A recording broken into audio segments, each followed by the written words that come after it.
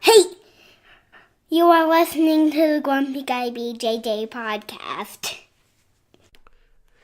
Hey, what's up, guys? Got to take care of a few things before we jump into this week's episode. First, our Ramping Isometrics for BJJ program. It is a 12-week program, all laid out for you. It's going to help you build strength and cardio in the fastest, safest, and most convenient way possible. This is how James and I have been training for the past year, and we love it. So we put this program together so you can just follow along, and we are certain you will see and feel the benefits that we do. It's only $15. Just go to grumpyguybjj.com, click the drop-down menu in the upper right-hand corner, and you'll find it. Next, R3. This is our K2 D3 supplement. It is a combination of those two vitamins, D3 and K2. These are two vitamins that James and I have been taking for a long time that really help us recover from hard training sessions. And for only $15 with free shipping, you get a whole month supply. I was going to pull up some studies explaining the benefits of D3 and K2, but I'm not going to insult your intelligence and pretend to be a fucking scientist. I take it. It helps me recover. That's it. So for $15, check it out. And last but certainly not least, we have partnered up with Jiu-Jitsu.com. They have a ton of awesome BJJ instructionals, and they have hooked us up with a discount code for our listeners. It's Grumpy10. So what you got to do is you go to Jiu-Jitsu.com, which is DIGITSU.com. Find the instructionals you want, throw them in a shopping cart. In the little discount code box, you type in Grumpy10, which is just GRUMPY and the number 10, 10. That's it, no spaces. Boom, you get 10% off. You're up and running. They got a nice app you can download on your phone. That way you can take your instructionals right to the gym with you, watch the technique, drill it. It's a pretty sweet setup. So once again, DIGITSU.com. Discount code Grumpy10, GRUMPY10. Simple as that. To find all this stuff I just got done talking about, go to our website, grumpyguybjj.com. Click the drop-down menu in the upper right-hand corner. There, you'll subscribe to our newsletter for podcast updates.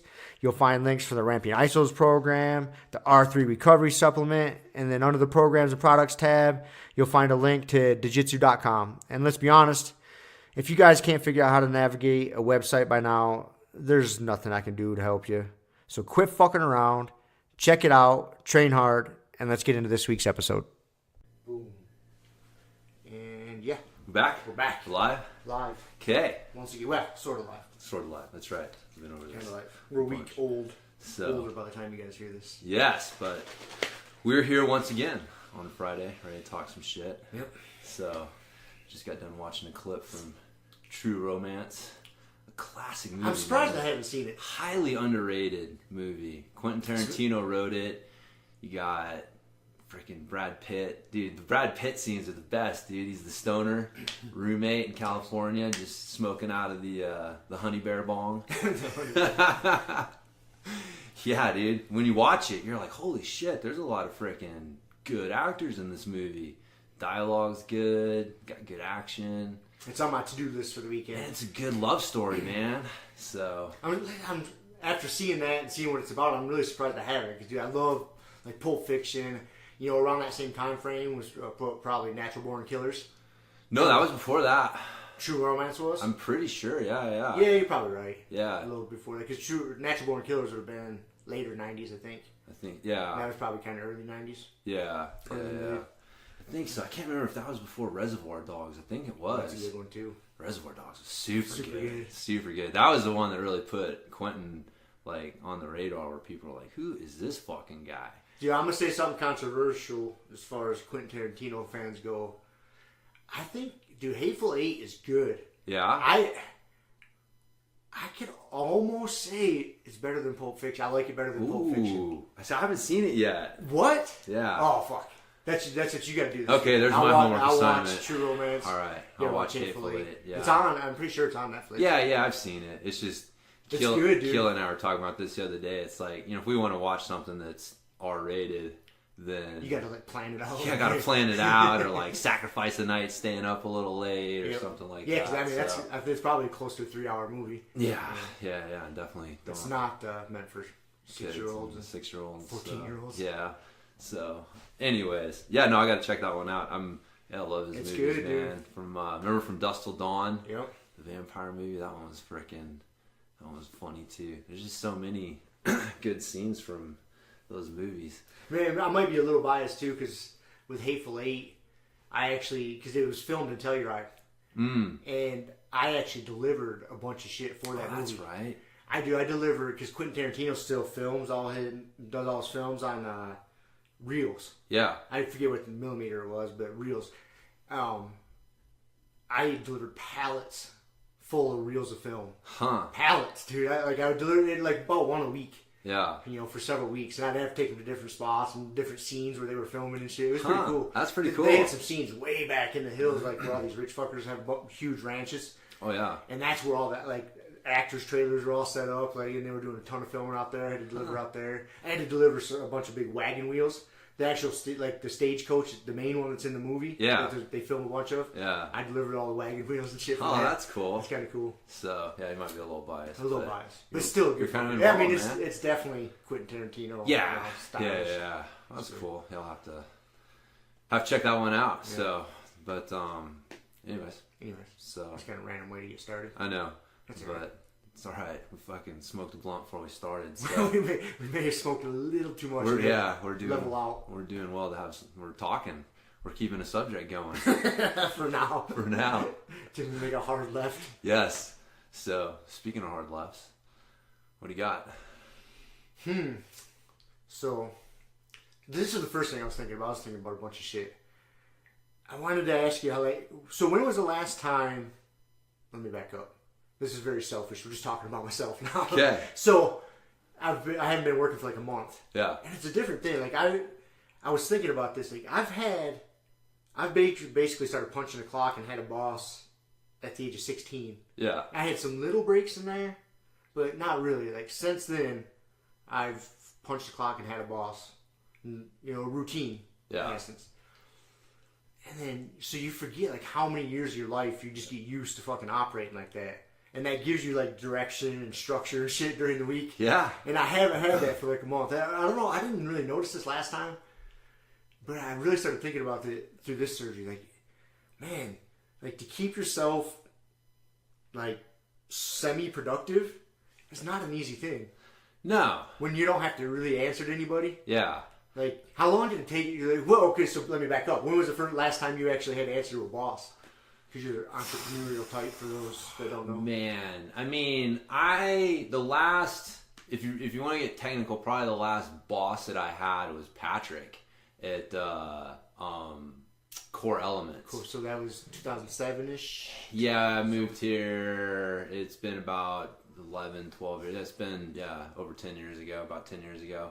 And so, since I moved out and started my own training facility from there, I've been pretty much just doing my own thing. But even working for Patrick was pretty... That's pretty loose. Loose, man. Call him a boss. It wasn't. I wasn't punching a clock, I guess, man, I'd say the last punch a clock, you're here from this time to this time job that I had was working for... When I was working for the International Sports Sciences Association in Santa Barbara before Kiele and I were even married. So probably going on 20 years ago. Holy shit. That was when I literally had to punch a clock. Is that the one you got fired for your anti-gay comment? I did.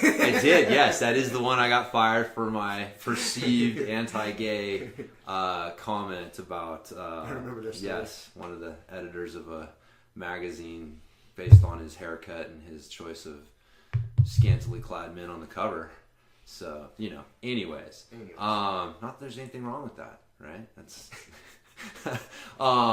so 20 years. It's been about 20 years since I did. I've had some jobs I worked as a valet in Hawaii, and so I did some stuff there. So I guess it's probably been less than that, but it's been as little as possible. I've been making a concerted effort to not have to punch a clock for probably 20 plus years. So, I got into personal training. That was just a different mindset. I realized early on that you could make money being a trainer. And so, that just kind of got my mind going in that direction. So even working for a gym, I was still trying to work towards getting my own clientele and doing my own thing. But see, that's the problem. That's the EMyth, right? Like everybody, this is the mistake. And training is a perfect example for it, right? Because it's hard for you to sit there and say, God damn, man, I'm making FedEx a bunch of money. I'm just going to open up my own trucking company and take some of their customers when I go and do my own thing. But that's what a lot of trainers do. Like they're working somewhere. And they're commercial gym, right? They're training clients. And they're like, fuck, I'm getting paid like, 20, $30 an hour. They're charging 50, $60 an hour. If I was on my own, I'd get to keep all that money. And so that's the mindset that drives people to go, I'm going to do my own independent thing. But like you said, you realize pretty quickly, like it's a totally different thing. It's not for everyone. Like that's the thing with this whole like this entrepreneur thing where like people can go to school now and get like a degree in entrepreneurship or something like that. And it's like, everybody needs to be an entrepreneur. It's like, dude, being an entrepreneur is like jujitsu. It's not for everyone. Mm-hmm. It is for everyone, except for after the first few months. Like it's not for everyone. Yeah, exactly. It's not for everyone. Yeah, working for someone, like having some structure and when you're done with your workday, like you're done. Like you don't have to worry about anything else. It's not and so there's something to be said for that. There's pluses and minuses to it, but yeah, it's definitely a different lifestyle and mindset that you have to adapt. So. Well, and then even like the next level. So like if you own a training facility, depending on how many coaches you have helping you or whatever, but you're still you're committed to a schedule. Yeah. Because you got class times or client times. I had a psycho for a boss, and it was me. Right. Right. So if you got a 6 a.m. class or clients, like you still got to be there. 5:30, get the gym ready. Yes. Yeah. And so you're still waking up, and you got something to get you out of bed. Oh, there's definitely a routine. You got a routine. You get a routine. Yeah. But so then you stop your training facility. Yeah. And that's where I came up with the word floaty. Right. Like your schedule is very floaty nowadays. I mean, I'm sure you have things scheduled sometimes. In the morning, like you're going to train or do this or that. Right, yeah. But majority of your days you don't have to.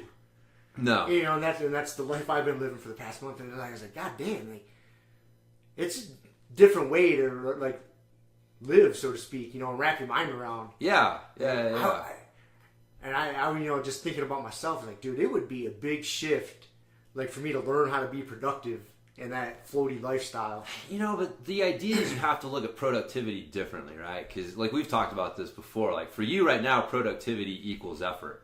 Right. Right. If you put in X hours of effort, you're going to get X dollars back. Dollars, yeah. So for you, productivity is that. But for me, productivity, and I still fight that, right? Because that mentality is there, and this is how people end up just answering emails and thinking like, oh, I'm being productive, and it's like, no, that's not productive. You have to really drill down with like what moves the meter and then focus on that. So there's like a term going around called deep work that I don't know, the startup community comes up with these terms, but deep work basically means that like the surface level stuff is answering emails and just kind of like dealing with just like day-to-day stuff, but it's like, all right, what's the vision, where is this going, and now what work and steps are you taking towards helping it get there? And so they're like the big rocks thing, man, like that's really what it is. Like so many people, you basically get trained because as an employee, someone's basically said there's a task that I have a higher return on my time. Like this task is not worth my time. I can pay somebody X number of dollars to do it, and I'm still going to make money because that task is not worth my time. So you're basically, if you're an employee, odds are you're filling a small rock.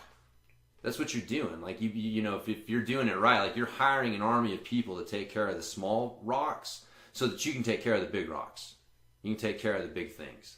And so that's the thing. I have employees. I got a couple guys that I employ because there are definitely things like fucking with my website or answering emails, FAQs, people having trouble with a download or questions or something like that.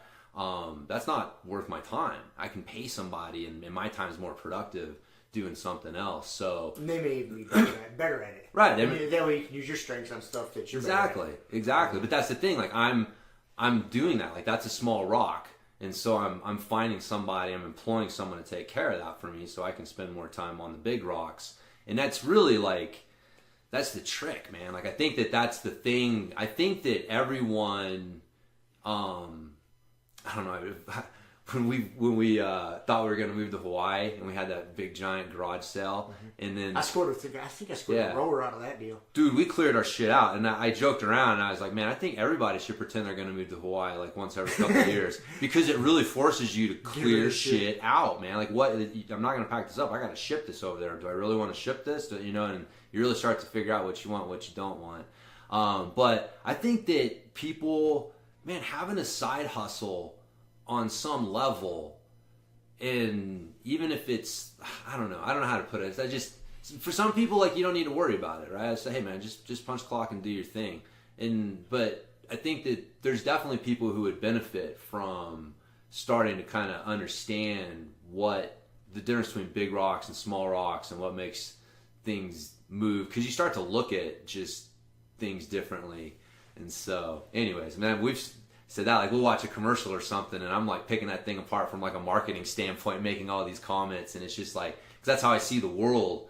And once it changes your perspective on how you view things. And I think that really, I think that it would be better. I think that people would understand what being an employee is, and understand, I don't know, like sometimes like bosses and shit, like somebody put out the money, somebody gambled the money to create a company, right? And it could have gone belly up, and no one was going to come and be like, hey, here's your money back or something because it went belly up. But like, it did well, and so it creates jobs. And then understanding kind of how what you're doing fits into the bigger picture. That's something we would do. There's a guy, it's called like open book management or something. It's like the system. And we would do this with our employees, like, really try to be open about, like, look, man, here's how things work. Here's where the money's going. Here's how, what it takes to keep the lights on. Here's how what your guys' effort is doing to help make sure that goes. Because if the lights aren't on, nobody has a job, right? And so instead of it being like us versus them, which is kind of like how a lot of employee-employer relationships are, it becomes we're all on the same team and moving in the same direction.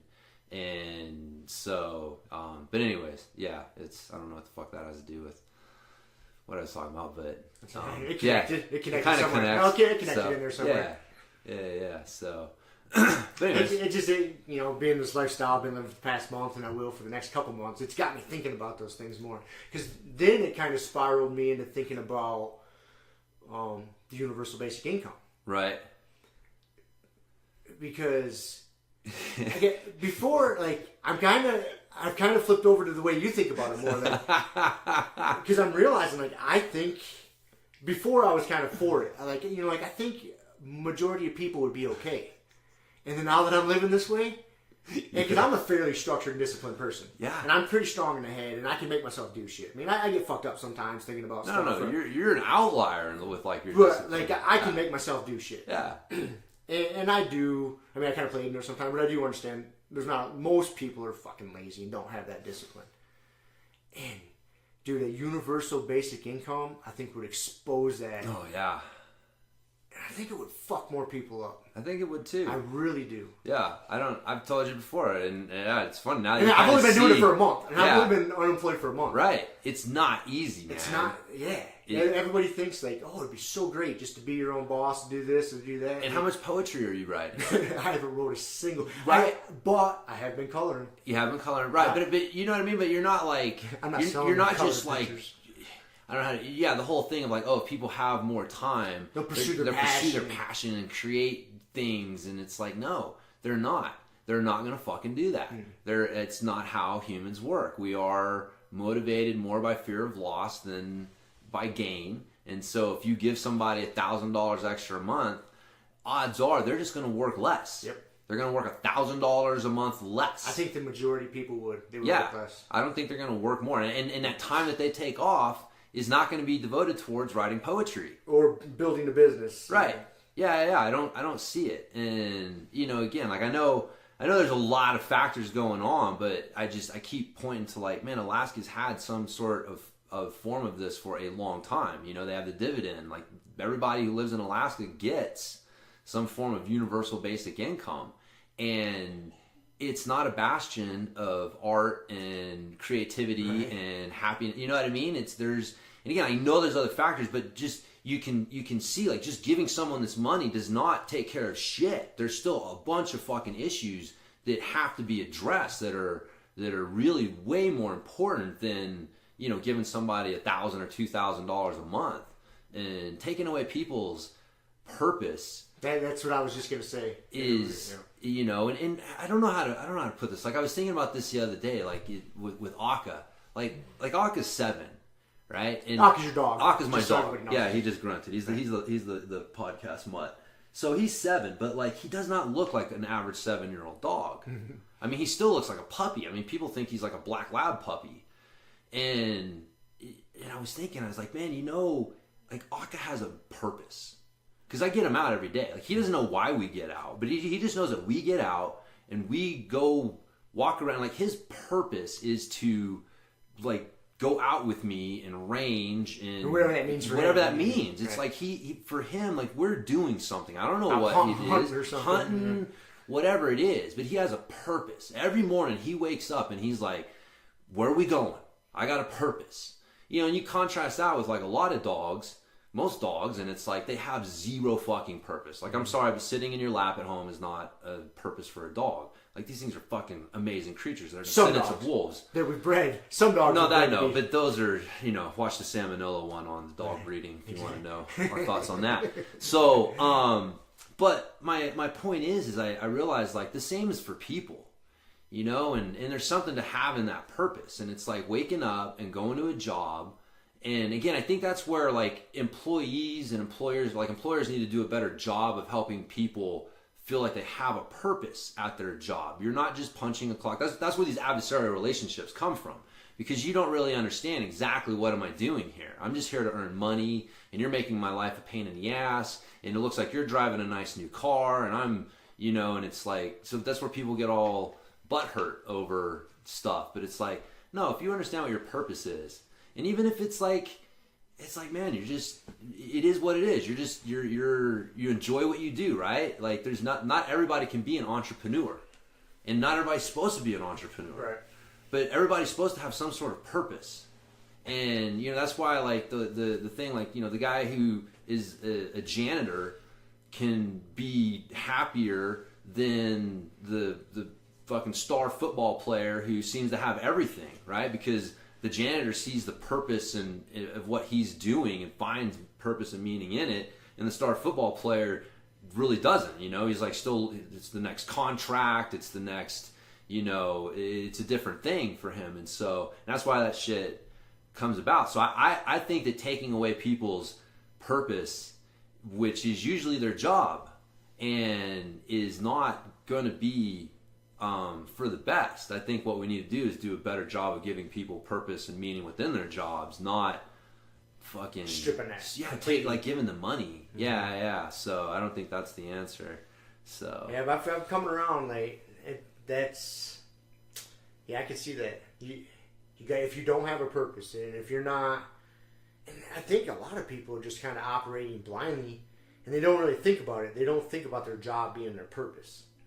But if, they may bitch about it, moan about it. But if you were to give them $1,000 extra a month and take that away from them, wouldn't necessarily be better, man. They're not going to be, and that's it. Yeah, that's it. They don't realize it. Yeah, well, that's the thing too. With like you gotta realize the happiness hypothesis talks about this. Like people just have a happiness set point. I mean, you see this, right? Like it's like you have a thermostat, and it's like sometimes it's set a little higher, sometimes it's set a little lower, but in general, you tend to have a general happiness set point. And so this is why people who win the lottery are like super happy for a short time, but eventually they kind of come back to their baseline level of happiness. If you have something tragic happen, same thing. People get bummed out, but eventually they rise back up to their basic level of happiness. So,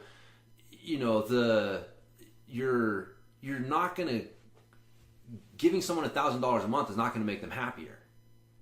Like, it'll for a short time, but it's just going to, like, after 6 months of getting it, it's like, okay, I'm right back to where I was. Yes.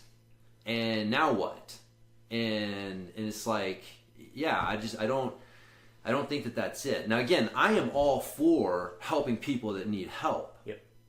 Right? But what I'm not for is just some sort of universal basic income across the board. I think that is the wrong way to go about it. I think that what we do is we find better ways to help people that really need help, that you find ways to help people find purpose in what they're doing with their job, but you don't need to coddle people by giving them $1,000 a month. Like, God, there's a fucking famous quote from, I forget what, like, fuck, dude, who was it? It was either a Greek or Roman, and he said that something along the lines of, you know, in a democracy, when the public figures out that they can vote themselves money from the treasuries, the democracy is as good as done. Because then it just becomes a matter of who's going to promise you the most from the treasuries. And then you're just pandering to people's, like, lowest common denominator, basically. So, like, that's the thing that surprised me, is, like, I got to look it up. I remember reading this quote, and it's something that I've never heard anyone bring up in this universal basic income thing, but it seems to be exactly what they're saying. Like, dude, we can, like, that is the fucking opposite of a democracy. A democracy is not there so that people can fucking vote themselves checks out of the treasury. Like, that's not it, man. So, anyways, that's what happened in Athens, why it turned into a giant shit show. Is they figured out they could vote themselves. Oh, I'll go. They would pay jurors. Like, you would just go to be a juror, and they would pay you for it. You just got paid to do anything if you're an Athenian citizen. And so then it became a matter of, like, who was promising you the most and who was making you the best promises, and fucking paralyzed things. So that's why we got a republic, man, not a straight up representative democracy. So again, I know all the Hillary Clinton fucking supporters don't understand that shit, but read some history, motherfuckers. That's why our founding fathers did it that way. They knew, like, because it's kind of a check. That's the way the Romans did it. And, like, the Romans were a republic. It's like, it wasn't one vote, one man, because they saw, like, dude, it can turn into a shit show really quickly when it's that. You gotta have some sort of, like, check and balance. Like, yeah, it needs to be it's a representative democracy, not a pure straight democracy. And there's a reason for it, people. There's a reason for it. So, anyways, I think straight democracy works for small groups, but when you start getting into the 330 million people in this country, yeah, that's a different it's thing. just way too easy to bamboozle people. So, I mean, fuck, dude. I remember one of the drunk histories. God, who was it? There were two presidents were running against each other, like people you know, right? Like respectable people from history. And one guy started a rumor that the other guy was dead. Oh yeah, I do remember that story. Fuck, who was it?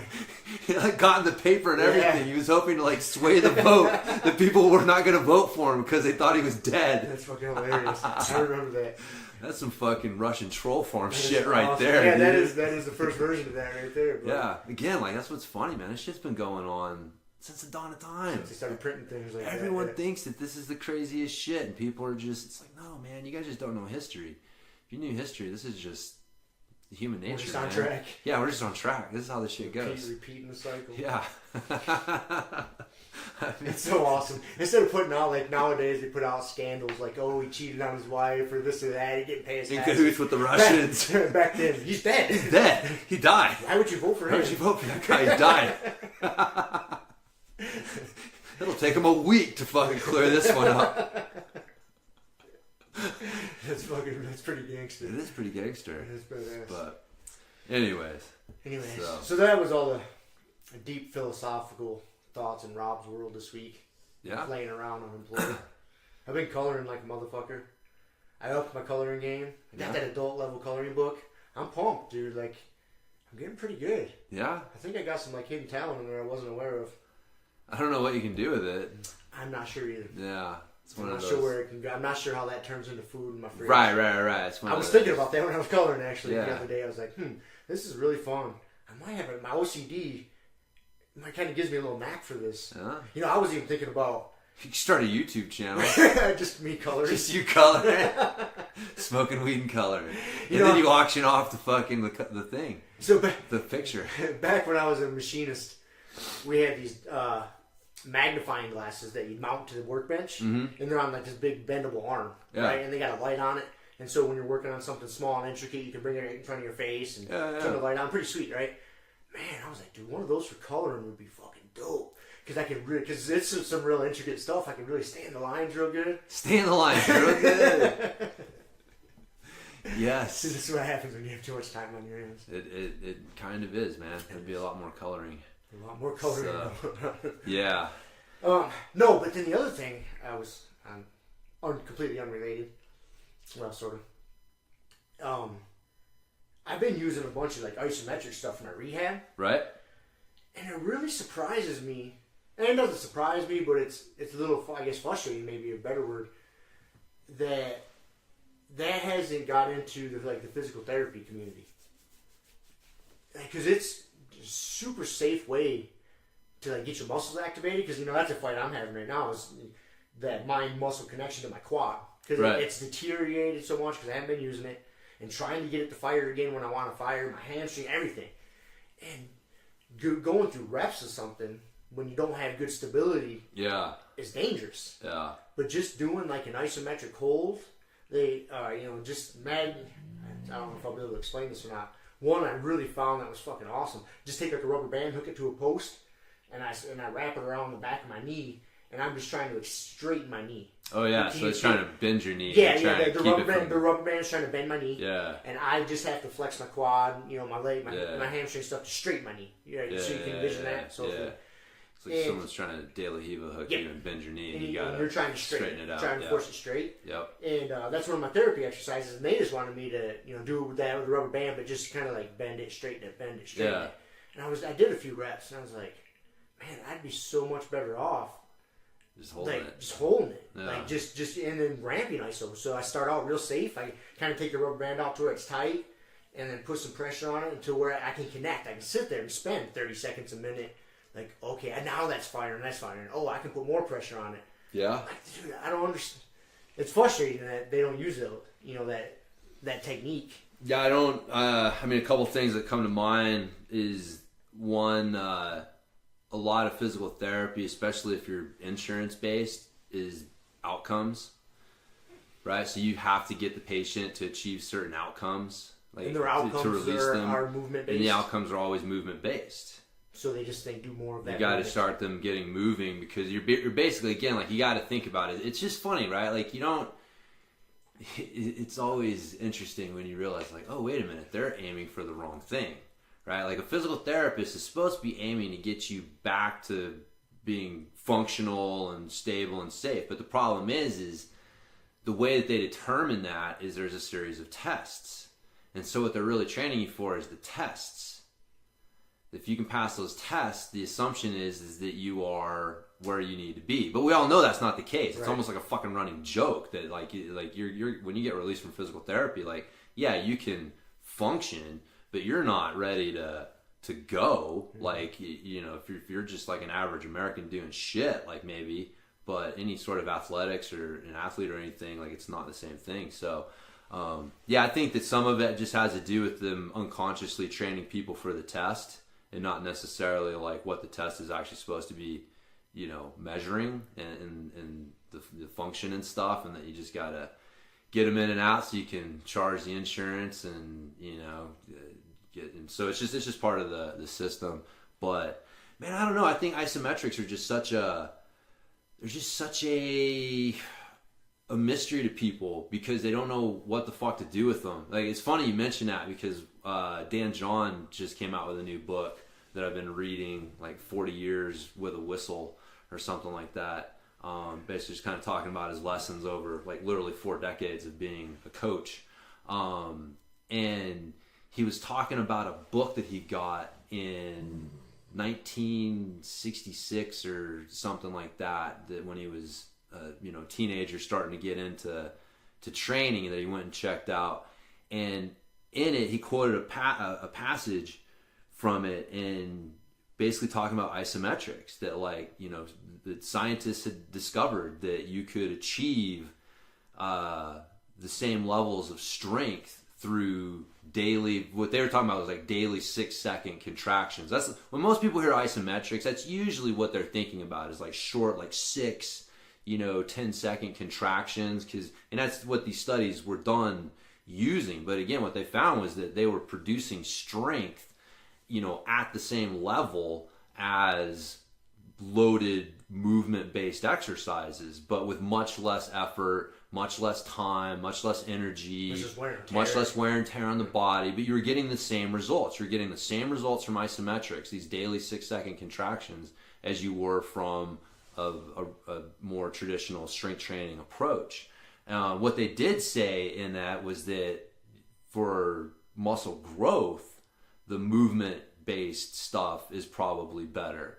But for just strength, which makes sense, right? Because you need to kind of damage the muscle fibers to kind of activate part of the, at least our current theory, is, the actin and myosins get damaged, and then that triggers the growth response, or is part of it, right? And so with isometrics, you're not doing that, which is part of what makes them great, because you're not getting sore. And so that's the trade-off. It's like high levels of tension build strength. High levels of muscular movement, lots of volume of muscular movement, with tension to a certain degree. You can't just be curling pink dumbbells unless you got some pretty fucking, 50-pound pink dumbbells. I got nothing against pink dumbbells, but they're usually 1-pounders, right? But anyways, that it's that movement, it's the volume plus tension that leads to the muscle growth. That's why bodybuilders train the way that they do. So, but it's just funny because way back then, right? They're talking about this. And in the statement after that, he's like, here I am all these years later, still trying to unpack that statement. He's one of the best strength coaches in the world, and he's still trying to figure out how. We know isometrics work. We know that there's something there. We just don't know how to square it away with what we think we already know. And so what people end up doing is just kind of just not thinking about them, and going back to thinking about what they think they already know. And so you just end up with the status quo and people doing the same shit because you don't really know what to do with them, man. You don't really know what to do with them. So yes, and it takes practice as far as... That's the other thing, too. Practice in how to implement them into your training program. Right. How and when. How frequently, and all that. Yeah. And it also takes practice from the technique itself. To do it right, yeah. To do it right. Yeah. To learn how to connect to the muscle. Right. Get max, tension out of it. Yeah. It takes some... You got to really connect. I know that mind-muscle connection is kind of weird, hippie-ish sometimes to talk about, but it's there. It's there. It's body awareness. You got to think about it. Yeah, it's a huge aspect for your jiu-jitsu. If you don't have body awareness, when you're like, dude, I got to move my leg over here, and you see people that don't have body awareness, they can't activate. There's no mind-muscle connection there, so you have to develop that. But yeah, again, if you're a physical therapist, again, I understand, right? Just everybody's doing the best they can with what they've got. So just because I'm saying these things doesn't mean that I'm physical therapists suck. Some of them suck, like everything else. But I think some of them are really good. Some of them are really good, and everybody's doing the best they can with the tools that they have. But if you're a physical therapist and you're working with someone and you're like, okay, I need you to do this banded movement, right? The exercise versus the isometric contraction. It's the isometric contraction. They don't know where you're feeling it. They don't know what's going on. They can't. It's up to you. Right? But when you're moving, they can see it, and they can tell you, okay, you're doing that right. I can see that you're doing something, and that it looks like what I want to see. Versus isometrics, it's like, where do you feel that? Right. Okay. Well, try harder. So it's like I said, when you think about it, it makes sense. How they've kind of arrived at that place, but you also realize that that logic, the way that they arrived there, has holes, and it's not the best way to do it. And the best thing is to find a way to use isometrics more and incorporate them in more. But it's just is what it is, man. There aren't a whole lot of people that want to change the status quo. There's just a lot of people that want to be experts at the status quo. Because then everybody pats them on the back and says, hey, you're fucking awesome at the status quo, bro. You make me feel good about myself because I like the status quo too. And so when you get awesome at something that's not the status quo, then you're kind of you're disrupting shit. Yeah, people do not want to hear about that. They don't want to talk about it. Yeah, it's still. I mean, I still see that with people, man. I was I was having the. This is funny. My my bodywork lady, the smudger. Yes. I went to go do her bodywork class, her yoga class, and we were done, and she comes up to me and she tells me how she rode her first century. And I asked her, I was like, So, make sure I rode 100 miles. Rode 100 miles on a road bike, yeah. Okay. Yeah. Straight? Yeah. Okay. Well, she said, you can get off and rest, but you're covering 100 miles. Okay. And so I asked her, I was like, oh, did you do it on the Catalyst pedals, my pedals that I've made? And again, if people don't know, I've created a flat pedal that it basically replaces a clipless pedal. It flies completely in the face of everything that you think you know about. People have told you about pedaling a bike.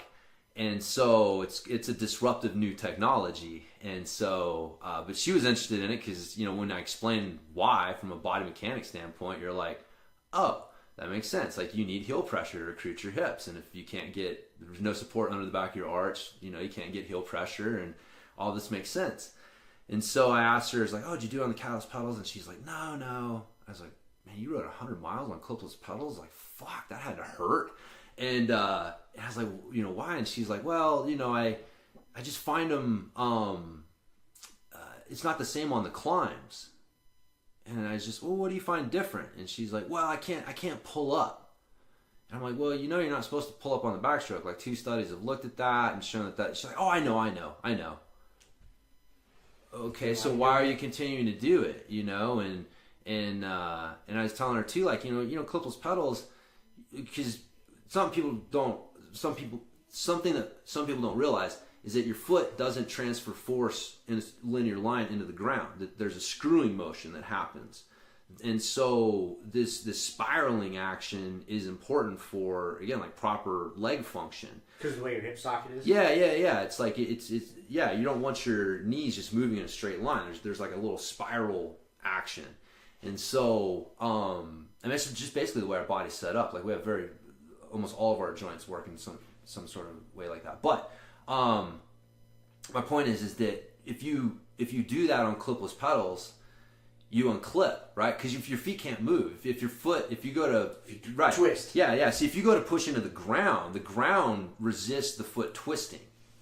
But if there's nothing to resist the foot twisting, this is why, when you extend your leg, right? If you're just up and you extend your leg, your foot naturally wants to turn out. You really have to focus to keep your foot in a straight line. If you're just laying on your back, extending your leg in and out, it wants to move a little bit in and out.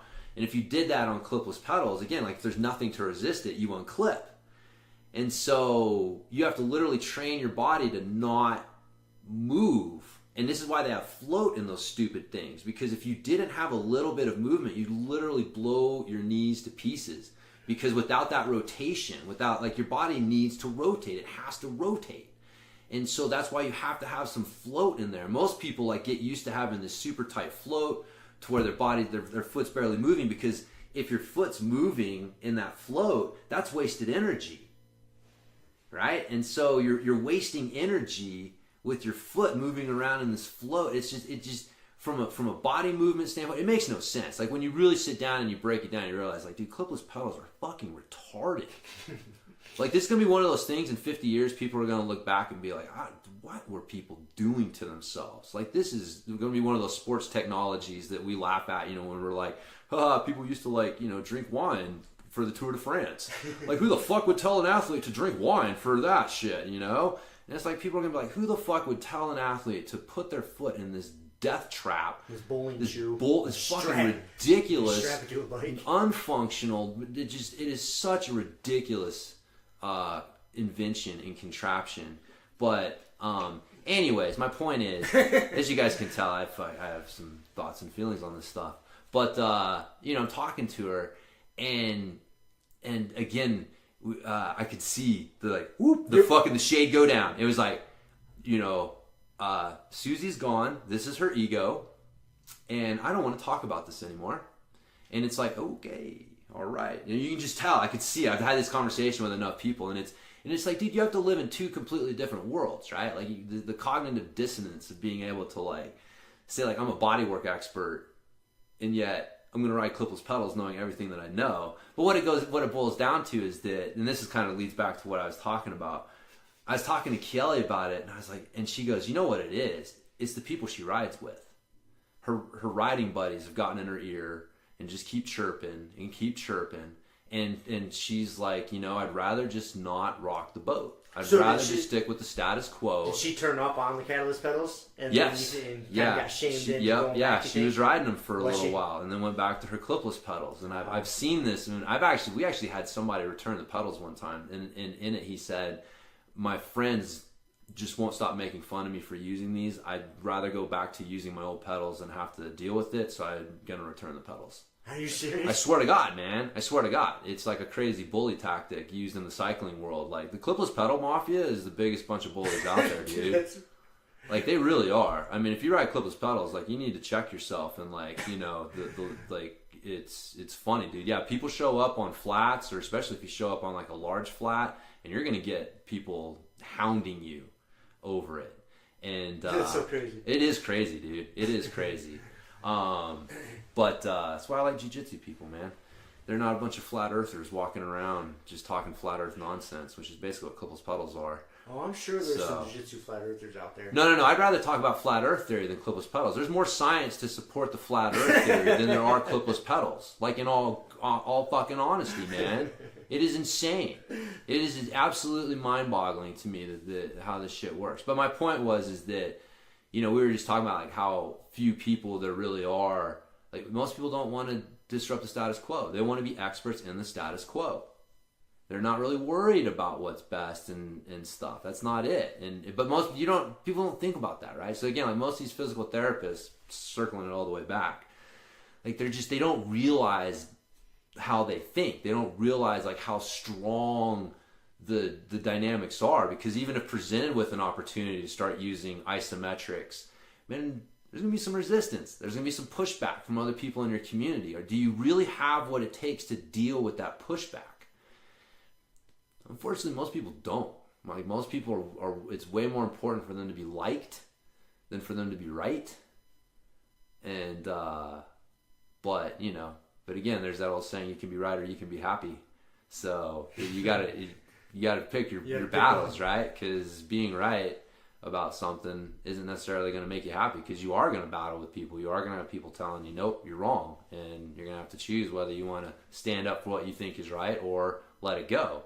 And there are things that you need to just let go, right? Like, it's not worth fighting with Z over Legos on the Lego table, right? That's not it. But there are things like people lying to other people to over promote a product, like they do with clipless pedals, by telling people all this bullshit that's complete lies. That's not right. And so, but same thing with that, right? Like, everybody knows that the physical therapy world has some major holes in how they rehab people, and but working on it, you get pushback from people who are trying to improve it. So, fuck, man. What that Victorian surgery chick was talking about, like, germs, man. The people who try to just get people to understand, hey, you know what, maybe you should wash your hands after surgery and not put dirty instruments in your mouth. They were outcasts. They had to fucking fight and get, one of the guys, one of the early guys, he wasn't about germs, but just washing your hands afterwards, literally got committed to a mental asylum. They thought he was crazy. I know. They thought he was fucking crazy. So, like, this idea that good ideas are just so obvious that people are just going to accept them is fucking so wrong, man. Dude, that podcast was crazy. That was crazy. You don't realize how lucky we are, I man. know, and being that I just went through surgery, and experienced it in this day and age, and then hearing about the shit they used to do. Oh, man. I think that was the story she was talking about, the 3 people that died during one surgery. Yeah. And the surgeon would hold the instruments in his mouth. Yes, so he could change them out quicker. So he could change them out. But, but the thing is like, the surgeon, my God. for them, again, if you think about it from his point of view, right? Like, you're a Victorian surgeon, and for you, speed is the top thing. The faster you can get this over with, you can get them closed back up, the less you got to deal with the patient freaking out, and there's so many advantages to being able to do this super fast. And so you're just thinking about, you don't know about germs, you don't know about any of these things. You're just thinking about, okay, how do I do this as fast as possible? So again, like we're listening to that and it sounds ridiculous. And we're like, what the fuck is wrong with these people? But it's like, hey, clipless pedals, folks. Everybody's out there riding them right now. And at some point, we're all going to look back and go, what the fuck was wrong with those people? And it's how this shit goes down, man. We're so funny to think that we're intelligent. Like, that we just are going to recognize good ideas and grasp them and go with them. It takes a while. It takes a long time. Yeah, things that are, and that's how like social media was no good because it was adopted quickly. So. Is that how you know it's no good? I think so, dude. There was barely any resistance there. The masses just adopted it. It's like the old Mark Twain quote, man. When you find yourself on the side of the majority, it's time to check your position. So. Really, it wasn't adopted all that fast. Yeah. You think about it, MySpace, first it was email. A lot of people, and this is broad. I haven't thought about this much, but okay, there was email. That was kind of connecting people. And a lot of people used it, right? And then it was MySpace. More people used it. But then once Facebook hit, then it just kind of exploded. Would you call like MySpace social media? Yeah. Why wouldn't you? Because it was more of like you could have your own personal, again, like I never really got into MySpace a bunch, but I think the big difference between Facebook and MySpace was the feed. The news feed. There wasn't really a news feed. It was just your friends. Right, exactly. I mean, it was a different thing. It was an early rendition. But that's what I'm saying. But that was the difference between social media and MySpace. Like MySpace was like, it was a spot for you to almost kind of create your own webpage. Yeah, basically. Right? And then you could share it with people, and then you could go go check out other people's pages and get updates when but it wasn't the same thing as like the Facebook news feed where you were just getting, you didn't have to go look for the stuff came and found you. And like that's what made it more that's different. But I guess when Facebook first started, it was more like that. You weren't getting shit rammed down your throat as much, if I remember right. The feed and the news feed was always there. That was always one of the features of I'm trying to remember Facebook. Early Facebook days. I was on Facebook pretty early. Same thing with Twitter. I never got into it, but I totally remember when it came out. Because again, just being into like the marketing stuff, you're always looking at emerging technologies and opportunities. And so I remember when Facebook came out, I mean, that was the uses of it were pretty fucking obvious, especially for a fitness-based business, being able to post videos and links to your articles and stuff like that. So that was a big thing for me with Facebook. It was a way to promote my blog, right? I could put a blog post up and then go to Facebook and post, hey, come check out my blog. And then it was a free way to get eyeballs on your site. Yeah, it was a great way to get eyeballs on your site. It was just, it was like a forum met MySpace, basically. Like that's what it was. That's kind of what Facebook took you being able to create your own identity that people could go look at and see. Like that's what MySpace had, that you could put pictures and things like that on your thing. But then you had the forums where you could go and you could interact with people and post shit and then argue discuss things and stuff like that. And so like that's what Facebook did, was like kind of combine those two in a way that made it unique and people latched onto. I wonder if my MySpace account is still active. I don't ever remember like deleting it.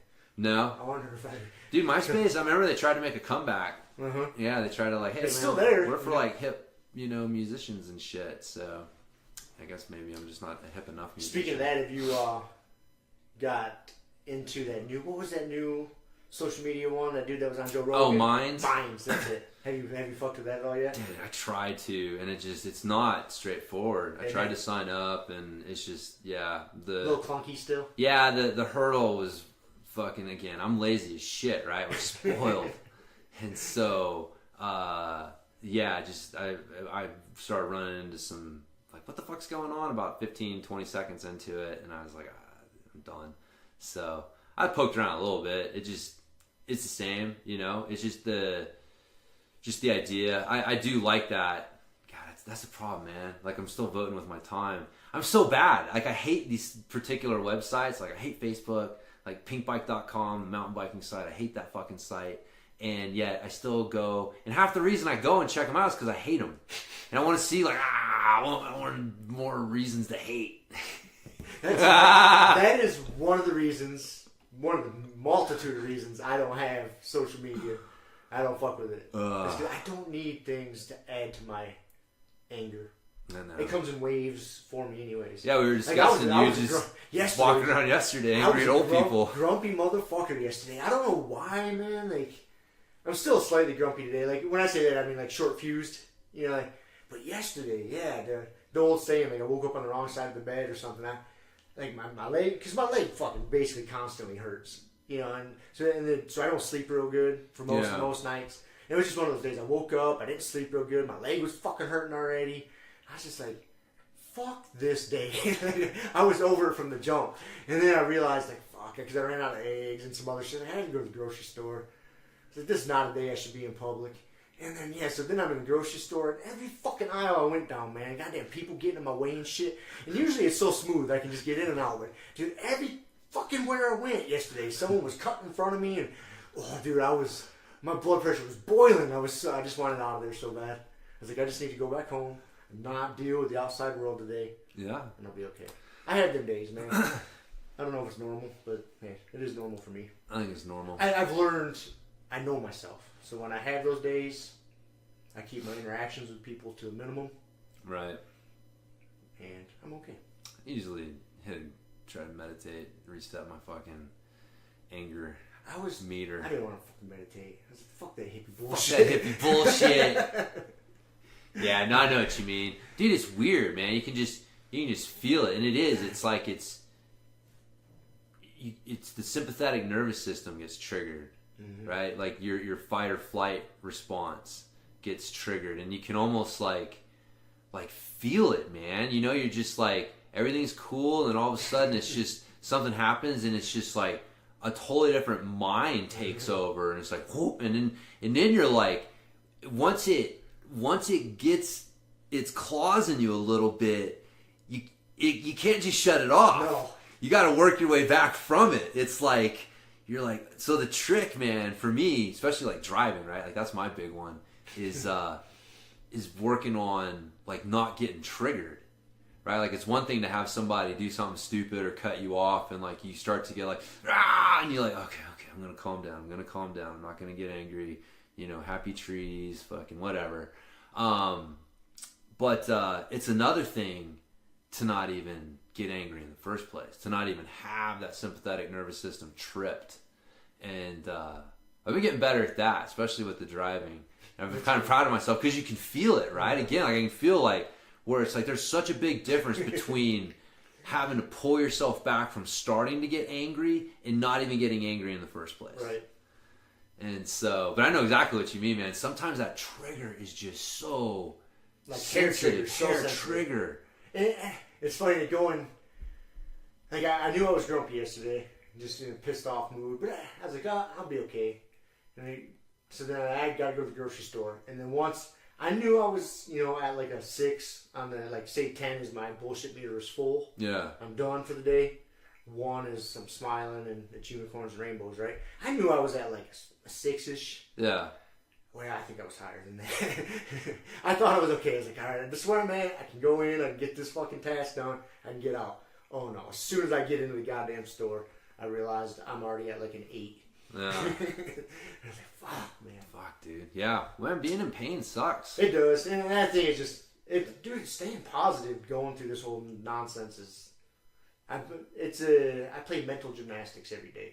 Yeah. Let me just put it that way. It is a very good mental gymnastics exercise for me to keep in the right mindset, not get discouraged and frustrated and bummed out and shit, Yeah. So, anyways. Yeah. My woe is me.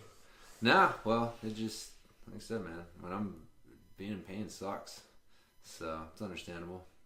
But at least you're fucking working on it. You're not just like taking your, what's the pills they gave you? No, the Dilaudid. The Dilaudid. No, those, dude, I flushed them. I flushed those and fucking threw the bottle away. So. Yeah, well, good. Added to the fucking supply of drugs in our water supply. I thought about trying to sell them, but then I considered there was probably some decent jail time involved with that. Maybe. Only if you get caught, right? Yeah, there is that. It's only illegal if you get caught. It is only illegal if you get caught. So. I opted for the legal choice. Good. Allegedly. Allegedly. That's right. He could just be using this as to cover his tracks, right? He needs an alibi. I need an alibi. Yeah. Hey, go check my fucking Go check the podcast, podcast, man. I told everybody what I did. Everybody about it. I don't know what that dude's talking about on Craigslist. Fucking A. So. But anyways. Cool, man. That's all the random subjects I had. Yeah. I got a couple things here. Okay. Then we got our subject. But What's health and fitness. Health versus fitness. Health versus fitness. Yeah. So I was looking around at some strength training studies, and I found one. It was an Australian study, and basically the headline is that strength exercise is as vital as aerobic exercise for health, because a lot of times when you get like the government recommendations for exercise, they're pretty much always focused on cardiovascular, aerobic exercise and fitness.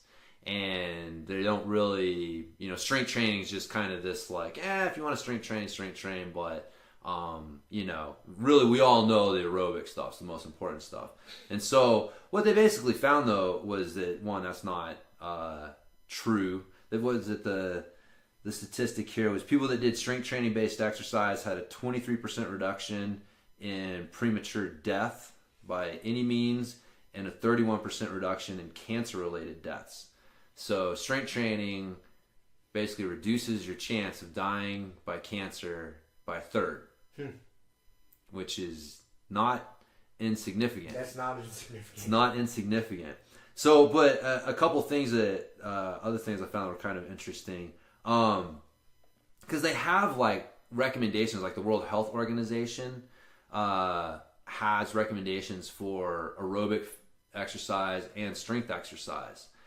And what they do though is most people only focus on the aerobic exercise portion, because like in this one they found like 19% of Australians did the strength training part. So like only less than 20% of Australians were participating in a strength training program on a regular basis, but they were saying that like over half did some sort of aerobic thing. So the I guess like the point like I thought was interesting was that the what was it here? Their takeaway was that if you did just strength training alone, you had a reduced risk of cancer-related death, but if you did just the aerobic activity guideline alone, there wasn't one. Really? Yeah. So, and so I don't know, I just thought it was kind of interesting because there's a lot of people who say like when diet and exercise don't work for me, right? Like that's a big excuse for taking a pill and going and getting some sort of like drug, weight loss drug or stomach staple, something. It's like diet and exercise don't work for me. And you hear the fucking commercials say, when diet and exercise don't work for you, ask your doctor about this fucking asshole pill, right? And but the thing is that when you look at it, like strength training is part of the recommendation. And I know this is Australia, but I'd assume they don't really exist. So this is just a fiction. Right. We're making this up, right? This is all fucking made up. It's good. Thank you for pointing that out. But anyways, I'd have to believe that they're somewhat similar to the U.S. In that most people are not participating in strength training. Most people aren't. Right, and so they're doing these aerobic. I'm going out for a walk a few times a week, doc, and I stopped drinking 12 Pepsis a day and I'm down to 4 and I'm still a fat bastard. And it's like, well, here's a pill. It's like, no, assholes. Like, the strength training is not optional. Like, if you're not doing strength training, you're not, you're missing out, man. Like, and it kind of you're missing out on a lot of benefits. And so, anyways, you need to strength train. It's not optional. It definitely helps your jiu-jitsu. It's not optional. It helps everyday life. Everyday life. Fuck, man. Yeah. I hope one day that becomes more normal. You know, I would love to see the point to where, like, a family doctor, you know, your 65-year-old mom goes in for a checkup, and the family doctor's like, hey, you should lift some fucking weights. You should, you know, get yourself a trainer so you're doing it safe and healthy. Yeah. And you should lift some weights, you know, maintain your muscle mass. Yeah. I think we're a long ways off from that. Yeah, I mean, I think it's definitely moving. Studies like this, there's definitely things moving in that direction, I think. But again, it just underscores that if you're, I mean, the thing is, man, like we've got teammates that don't necessarily strength train, and like ramping isometrics is a type of strength training, right? Like we're not talking about having to go. You have to be a goddamn powerlifter. Yeah. That was actually one of the things they found in the study that, you know, bodyweight exercises, you know, appear to be just as effective as going to the gym and working out. So it's like, it's just doing something, right? Like strength training related. And so like you're missing out not only on like performance benefits, but a lot of health benefits as well if you're not strength training. And then also, if you're thinking that, you know, you're one of your coworkers is telling you how their diet and exercise isn't working, you can ask them, hey man, you strength training? Because you know studies say you need to, and then they'll just you'll see the look. Whoop, I'm not here right now, my ego is here, I don't want to talk about this anymore.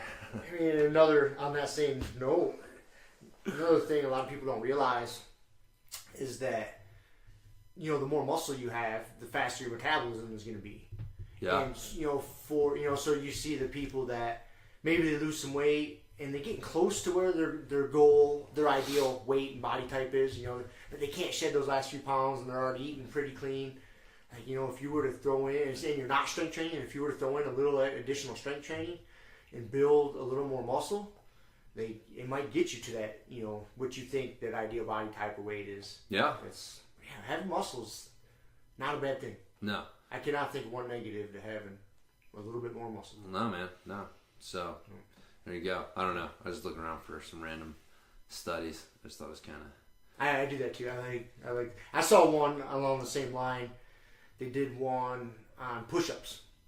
And it was something along the lines like, the likelihood of someone that can do 40 push-ups straight and their likelihood of getting a terminal disease or some shit. I forget what the study was. Right. You know, they correlated it. You know, somehow it's kind of interesting. Yeah. You know, it did show. You know, the group of people that could do the push-ups definitely didn't get as sick. Yeah, man. As the people that didn't. Yeah. Simple as that. Yeah, your physical health, like your physical abilities, reflect. Yeah. A lot of things going on under the surface. And I didn't see what kind of push-ups they were doing in the study. But even like if you go do 40 strict push-ups, dude, I don't know that I can do 40. It ain't easy. No. It is not fucking easy. No. Most people probably can't. No. Yeah, I mean bullshit like real quick up and down. Right. When people tell me they're doing 50 push-ups. 50 push-ups, like okay. Let's go do some real fucking push-ups. Right. And we'll see how many you can do. Yeah. There's always that question. But still, I don't care. If you can bang out 40 fucking half-ass push-ups in a row, like... It's still pretty good, man. It's still pretty decent. Mm-hmm. So, but yeah, it's funny to study stuff like that. Hey, if you can do push-ups, does that mean that you're not going to die? This sounds like a study I do. Right. I was going through med school or something. How many push-ups does it take to start increasing mortality? There's a bell curve, right? There is. Too few or too many? Where's the sweet spot? And you don't know until you go too far. So that's the fucking dance I'm playing right now with all my physical therapy. Right. I know I have a tendency to go too far, but I can't risk that in this situation. So it's a fucking delicate dance. That's another part of my mental gymnastics. Right. Every day. Anyways, I don't know why I came back to that. But too far and too much, that's definitely a struggle I have. Yeah. So you don't want to do too little. But little and often. Little and often over the long haul, buddy. That's what I'm basically kind of subscribing to right now. Yeah, that's... You know, high volume, but not intense. Yeah. Lots of it. Yep. Yeah, you can get a lot out of a little if you're consistent with it. So, yeah. Which actually leads me to the other one. The next thing I had here. So the Dan John book. Mm-hmm. You know Dan John. Mm-hmm. Slosh pipe, goblet squat. A lot of good strength training info comes from that dude. So he's got a new book out, and in it he talks about his 10 commandments of training. So I wanted to share them. Nice. I thought it might be a good little thing to kind of throw out and discuss a little bit. But he's got this one quote in here before I get into that we can probably talk a little bit about. He says, "Screaming the obvious is not coaching. Coaching is literally carrying someone from here to there. Coaching is taking someone on the path. Sometimes we get there, sometimes we don't. Oddly, getting there is not nearly as important as striving to get there." So, yeah, there's a lot of good shit in there. I like that whole quote. Yeah. The first part, though, screaming the obvious is not coaching. Yes. Yeah, we have... I like that he put scream. He made the point of putting screaming the Right. obvious. Not stating the obvious, not saying it. He said Not even yelling. Screaming the obvious is not coaching. Because we've all done it, Yep. and we've all seen it done. We've all seen it done. So, like... Or heard it done, I should say. Or heard it done, yeah. So, if you tell someone to, go for the arm bar and they don't go for it, screaming it louder may not necessarily be coaching. Like, coaching would be, well, what are they not, why can't they do it? Try and see, and then give them. He was saying that really, like, coaching, the problem is that coaching takes years, like, because you want to develop, like, that's what, like football plays, right? Like, they're like, blue 42. It's like, well, that means something. It takes coaching to get everybody to understand, what does that mean? And so that means something different than, like, all right, guys, line up and score a touchdown. Right? Well, thanks, coach. That's coach. Fucking obvious. But, like, how are we going to do this? How do we score the touchdown? And, that's the goal, right? Like, it's you literally carrying someone. And like you're saying, sometimes you get there, sometimes you don't. It's the struggle that's really there. But, like, it's the, again, we've talked about, like, the, having the Brazilian leg hump, or the fucking, I don't know, we've got like the Teddy Roosevelt, exactly. Like, we've got names for this stuff, and like, but that's coaching, right? Like you had to coach me on, like, the Teddy Roosevelt and how to use it and when to apply it. Now, when you were like, hit him with the Teddy Roosevelt, like, no one else knows what that means but me and you. And it's like, so that's different than, like, get out of there. Right? Thanks, coach. Thanks, coach. I thought that was it, but now that you clarified it, I will get out of here. I was trying to stay here, but... Right. Yeah. You told me what to do. Yeah, versus, like, no, man, put a fucking knee in his face and drive his face across, and then that will get you out of there. Right? It's like, so, anyways, I just, for aspiring coaches or coach, because you always have to, challenge yourself as a coach. You can always improve. And so, yeah, if you find yourself sitting there screaming the obvious at someone, maybe check and see, like... Maybe you just got to change the way you're talking about it. Yeah, is there, like, something I can actually coach here instead of screaming the obvious? But and that's so funny. I love to use screaming. That's important. Because he talks about, like, sitting in the stands, like, at kids... he coaches, like, youth sports, right? So that's some of the worst. You've got the parents in the stands, like, screaming at the like, kids, like, get him! He's getting up! Yeah, it's like, thanks, right? Like, tackle him! Thanks! Appreciate that. He's going to score! This isn't coaching! Anyways, so here's his 10 commandments of, what is this? His 10 commandments of coaching. So... 1, constant assessment. And I will say, like... So let's back up. Yeah. Make sure I'm in right. You said these are the 10 commandments of coaching, or 10 commandments of 10 commandments of training? 10 commandments of coaching. Okay. This is Dan John's 10 commandments of coaching. So, 1, constant assessment. 2, constant upgrading. 3, ignore perfect. 4, this isn't moral theology. 5, everything works. 6, achieving a goal versus achieving success. 7, after the peak is the cliff. 8, self-discipline is a finite resource. 9, fundamentals trump everything else. And 10, take a moment to appreciate those who went before you. I've actually seen him in previous years. 10 was like know and love the roots of your sport, which is similar, right? But anyways, I thought those were good. That. Yeah, I don't know. I thought constant assessment. One thing he did point out about constant assessment, because I was like, what does he mean by that, right? Because is he always like taking body fat? Like, what does constant assessment mean? And I liked it because he pointed out like constant assessment is this making an impact on the field of play? Is it helping or is it not? That's where we're assessing. That's it. And so I like that. I thought that was like a good thing, like, because again, it's like, oh yeah, it's like the physical therapist training you to pass the test versus, are you actually going to be able to go out there and perform in real life?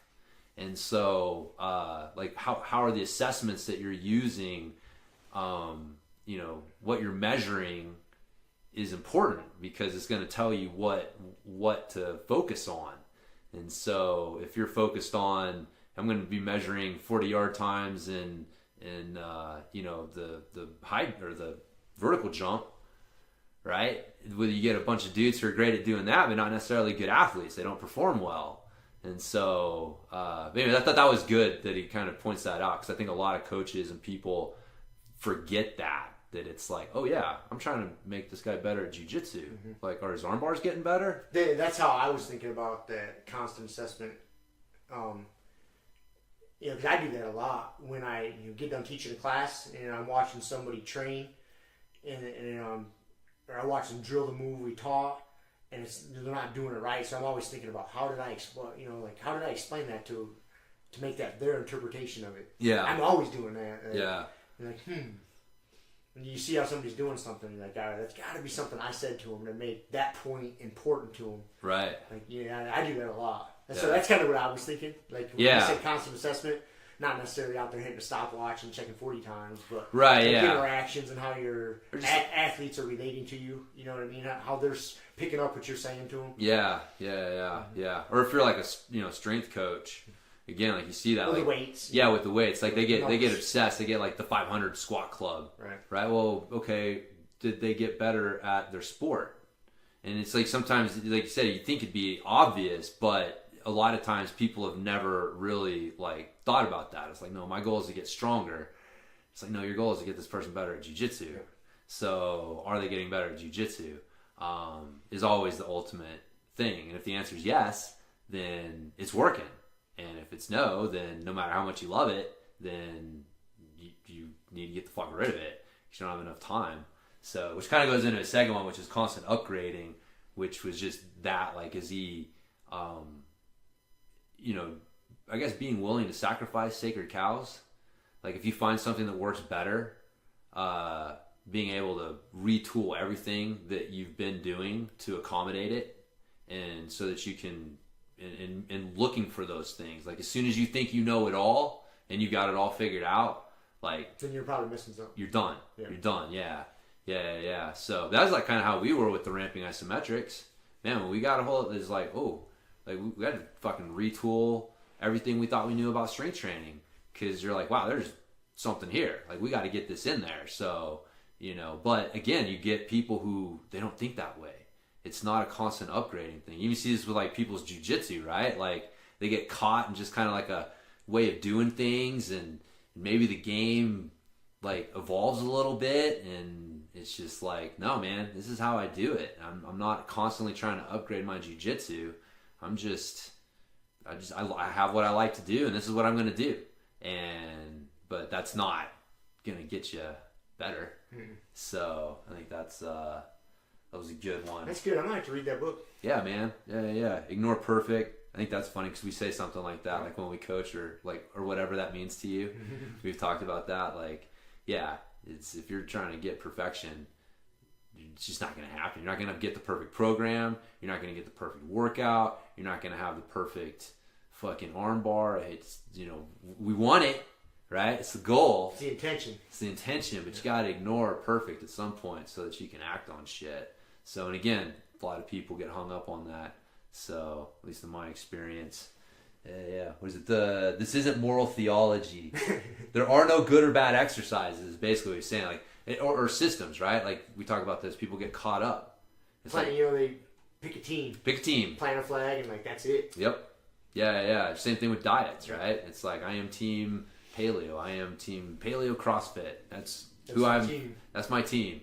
It's like, this is not moral theology, right? We're not debating the merits of, the death penalty here. This is just fucking strength training and nutrition. Let's not get all crazy. If it works, it works. If it doesn't, it doesn't. Like, let's not, just because that exercise didn't work for you doesn't mean that it's fucking evil, right? But we see this with like machines, right? Like, that's probably one of the best examples is people are like, fuck machines. They're unfunctional. They're evil. Machines are evil. It's like, no, man. Like, try and rehab some injuries without a machine. It's fucking hard, right? Like, there's a time and place for them. So, but anyways, I thought that was funny. People like their camps. Oh yeah, they love their tribes. They get their camps, man. Everything works. He has a second part to this for about 6 weeks. Yeah, which is I don't know. There's a lot in there. So you could pick the most ridiculous exercise and do it for 6 weeks. See something from it. See something from it. See something Even from if it. it's just getting better at that exercise. Yeah. But about that 6 week mark is when things stop going. Yeah. And if you haven't figured out like what you're going to do next, or again, that's where people get hung up because they'll start something and they'll see results and they think, this is it. I got to stick with this. This is it. Yeah. And it's like, maybe, but probably not, man. And fucking everything works. The shit you like to make fun of. If you tried it, like you did the Nautilus workout, guarantee you'd see something from it. Yep. Right? It's not the way you want to work out for the rest of your life, but if you did fucking 1 set failure on the Nautilus machines for 6 weeks, you'd get something from it. Something would come. So everything works, but for about 6 weeks. For about 6 weeks. I like that.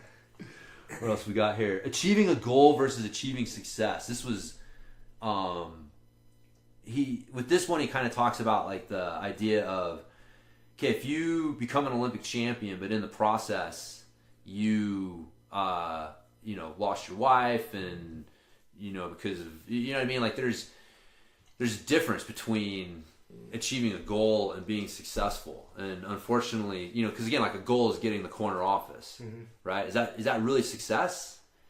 Maybe not. Like you get that corner office, but again, like your life is shit. Like you're out of shape. Your family doesn't know who you are. Your wife's cheating on you. Like, are you a success? No, you achieved a goal, right? Goals are fleeting, but like success is a different thing. And so like people will often sacrifice like their happiness and long-term success to achieve a goal, not realizing that what they're doing. And so again, the old saying, like, sometimes you got to check what wall your ladder's on because you may get to the top and find out it was the wrong fucking wall. So make sure you're climbing a wall that you're gonna. Yeah, it's gonna be a success at the top, not just some goal. It's like, so. Anyways, I thought that was good to keep, because again, man, when you're working as a coach, like you got to help people keep this in mind, right? Like you're working with. There's so much psychology that goes into working with people, and it's you could be working with somebody's like, man, my goal is to win some fucking local tournament, right? And it's like, that's a great goal, right? But like what happens when that's if you're not a cheat, so you can't be like you can be a success without that, like how and so like helping people kind of navigate and understand those things is part of coaching, man. So there's so much coaching is dealing with your athlete's psychology. Oh, so much of it, man. Much of it. Yeah, if you don't know how to navigate that. I'm surprised they don't do, like you go get certified, in these different type of fitness trainer certifications. I'm surprised they don't talk more about that. Yeah, I mean, some of them do. I mean, it's definitely part of it. I mean, but it's I don't know. Yeah, it's if you don't know how to get the head straight, the rest of it's not going to come. And that's the hard part. You can be a badass at teaching exercises and knowing exercises, but if you don't really know how people work in their head and how to understand them and how to meet them where they're at, all the exercises in the world aren't going to fucking mean anything. No, you think Richard Simmons was a fucking amazing trainer? No. That guy, impacted. I forgot all about that. Yeah, that guy impacted a lot of people's lives. And like, why? It's like his personality. Like, he was a great coach. Mm-hmm.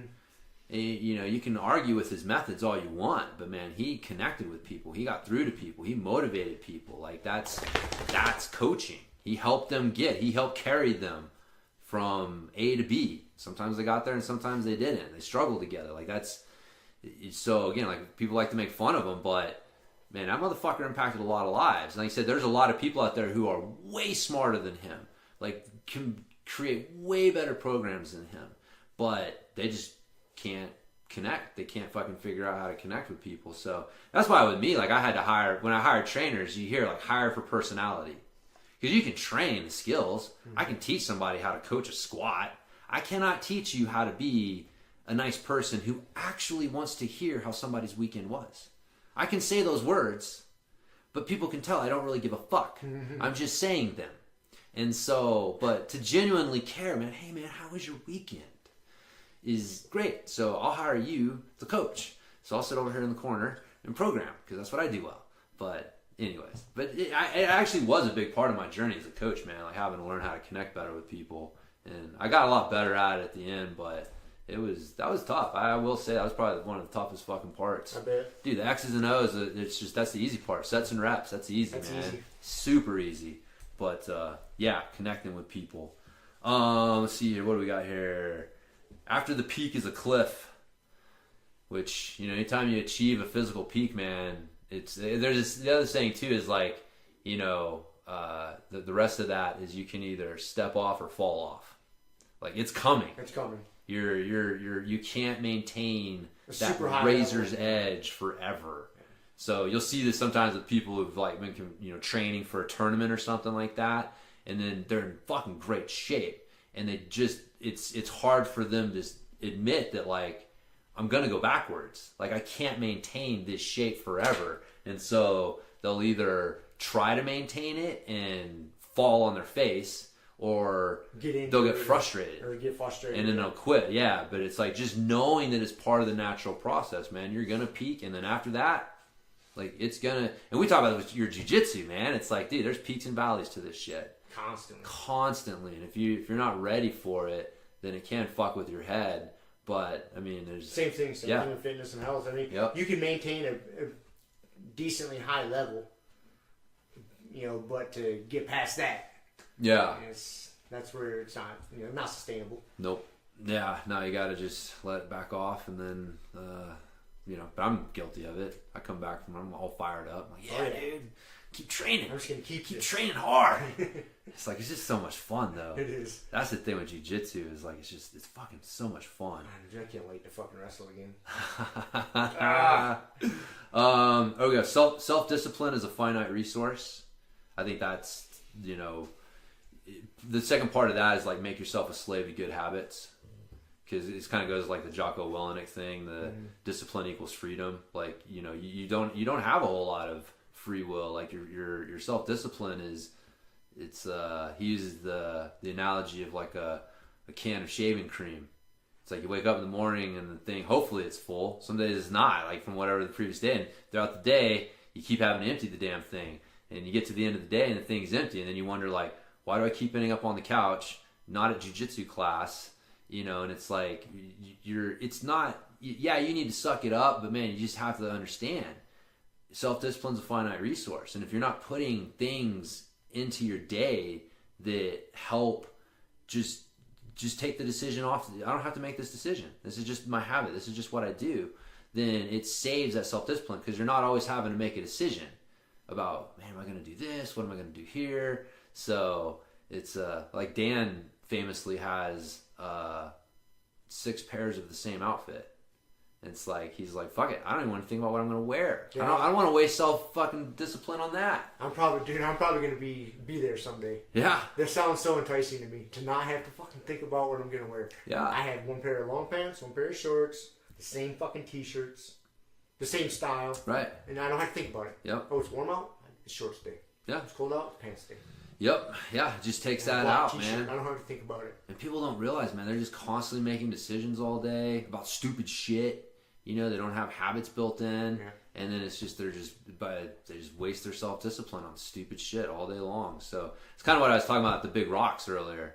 It's like, man, you got to know where to put your effort into, and it takes discipline to do that, because it's really easy to just waste it on other shit. Yeah, answer emails and say, oh, I was productive today. And it's like, nope, it takes self-discipline to fucking go to the library and focus on work for a couple hours. So, but it's a finite resource, man.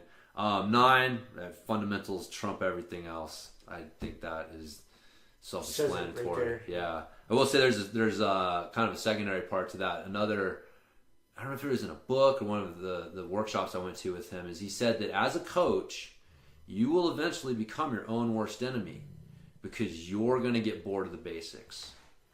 I see that in jiu-jitsu all the time. Yeah. It's like you've seen the hip bump escape a million times.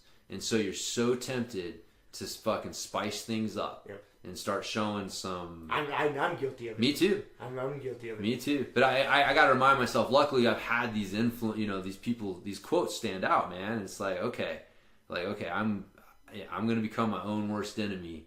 You want to avoid that. And I've seen it, man. I saw it with strength training. It's like, dude, I've coached a fucking goblet squat so many times. Like, all right, let's try this. And he's like, maybe it worked, maybe it didn't. But it probably wasn't what they needed in the moment. And the thing, too, as a coach, like, you forget, like, you're there all the time, right? Like, if you coach jiu-jitsu, man, you coach a couple days a week, and, you're showing the same thing. And then you forget, like, the people that are coming in. Like, most people are coming in 2-3 days a week. Right, so throughout a month, they're coming in 8 to 12 times. That's not a lot. That's not a lot of exposure to shit. Like they're not only not going to get bored, they're barely going to fucking learn. And so, yeah, you cannot get bored of the basics and the fundamentals as a coach. So it's easy to do. It is, man. Or as an athlete, because that's the same thing there, man. We get all enamored with some new lapel guard for. It's funny, dude. We both did, man. We got into lapel guard for like 2 weeks, and then it was like, all right, fizzled out. I'm going back to the fucking smashing. I mean, I still throw the lapel around every once in a while, but it's just, yeah. I mean, even back before surgery here when I was training, I can't remember the last time I was like going for worm guard shit. Right. But we were on that kick for a while. We were, man. We were fucking killing people with that sweep too. But I'd have to go back and really revisit it. Yeah. Yeah, well, people started getting privy to it. Yeah, that's what kind of happens. Yeah, that a lot of the early success was that people just did not know what the fuck was going on, and then they started early recognition, and then people started, oh, here's how you shut down lapel guard, and then it's like, okay, well, I got to go back to something else. So I'm not good enough with all of the different squid and octopus, and fucking barracuda guard, and all the other shit Keenan's come up with. I don't know the Barracuda's one. I just made that up. Sounds cool, though. It should be. It does. And then, man, last but not least, take a moment to appreciate those who went before you. And, because, fuck, dude. And there are a lot of people who put in a lot of hard time, energy, and effort to help get, I mean, wherever you're at, man. But if you're a coach for, jiu-jitsu, I mean, we go on, all the people that fucking put in just countless. Like where would the world be without UFC 1, man? Like I can't even imagine where martial arts would be. Yeah, and it's like I think again I like the second part about how he puts it, like know and appreciate the roots of your sport. Because like how many people actually know the history of jiu-jitsu? Probably not many. Like the real history of it, not the like, oh, it came from the Gracies and there's like the surface level legend of that people know, but going back beyond that, like, well, where did Maeda come from? Right? Like Maeda didn't just. You worked out a deal with the Gracies. Hey, you teach my sons jiu-jitsu. I help you establish this calendar. Blah blah blah. But where did Mitsumata? Where did he come from? Right? Yeah, he didn't. It didn't start with him. So he had a connection. He had a master back home, old Jigaro Kano, which again, like, dude, how many people like that do jiu-jitsu have no clue who Jigaro Kano is? The Kodokan Judo Institute. Yes, there would not be Brazilian jiu-jitsu without Jigaro Kano. Like, he was the guy that sent Mitsuyato Maeda out to prove the worth of judo, and that was the whole thing. And like judo's connected to jiu-jitsu, and yeah, man, it's good. Like jiu-jitsu is the original hand-to-hand samurai combat art. So speaking of that, yes, should we have a little debate on whether Ashigarami? Yes, yes. Ashigarami is good for fucking self-defense. It won't be so much of a debate as much as an opportunity to make fun of my coaching the other night. I was laughing about that this morning on the drive over. Oh man. Yes, yeah, no, I was. Yes, we can debate the merits of Ashigarami for self-defense. Yeah, so, just for backstory, for context, for the few listeners out there, James was teaching class the other night, and you were teaching straight ankle lock. Yeah. Right? Mm-hmm. From the just single leg X. Single leg X into, the Ashigarami position. And you had made the comment, something about this would, you want to control both legs. And yes. And I think you said you want to not only control the leg you're attacking, but control the other leg. That's really good for a self-defense situation also. There's something along those lines. Some of those lines. That's like, even in like a self-defense situation, you'd want to control both legs. Or something. And then I was over there riding the Airdyne, just, watching this. As I said it, I'm like, what? You said it, and I had to control myself not to laugh out loud right there. I was like, all right, I'll let this go until everybody starts practicing. Once everybody starts practicing, I gotta fucking call James out on that. Yeah, no, I come over there. Did you really just explain the fucking application of self-defense benefits of single leg X to the fucking fundamentals class? I was like, man, I don't know why I said that. It popped into my head.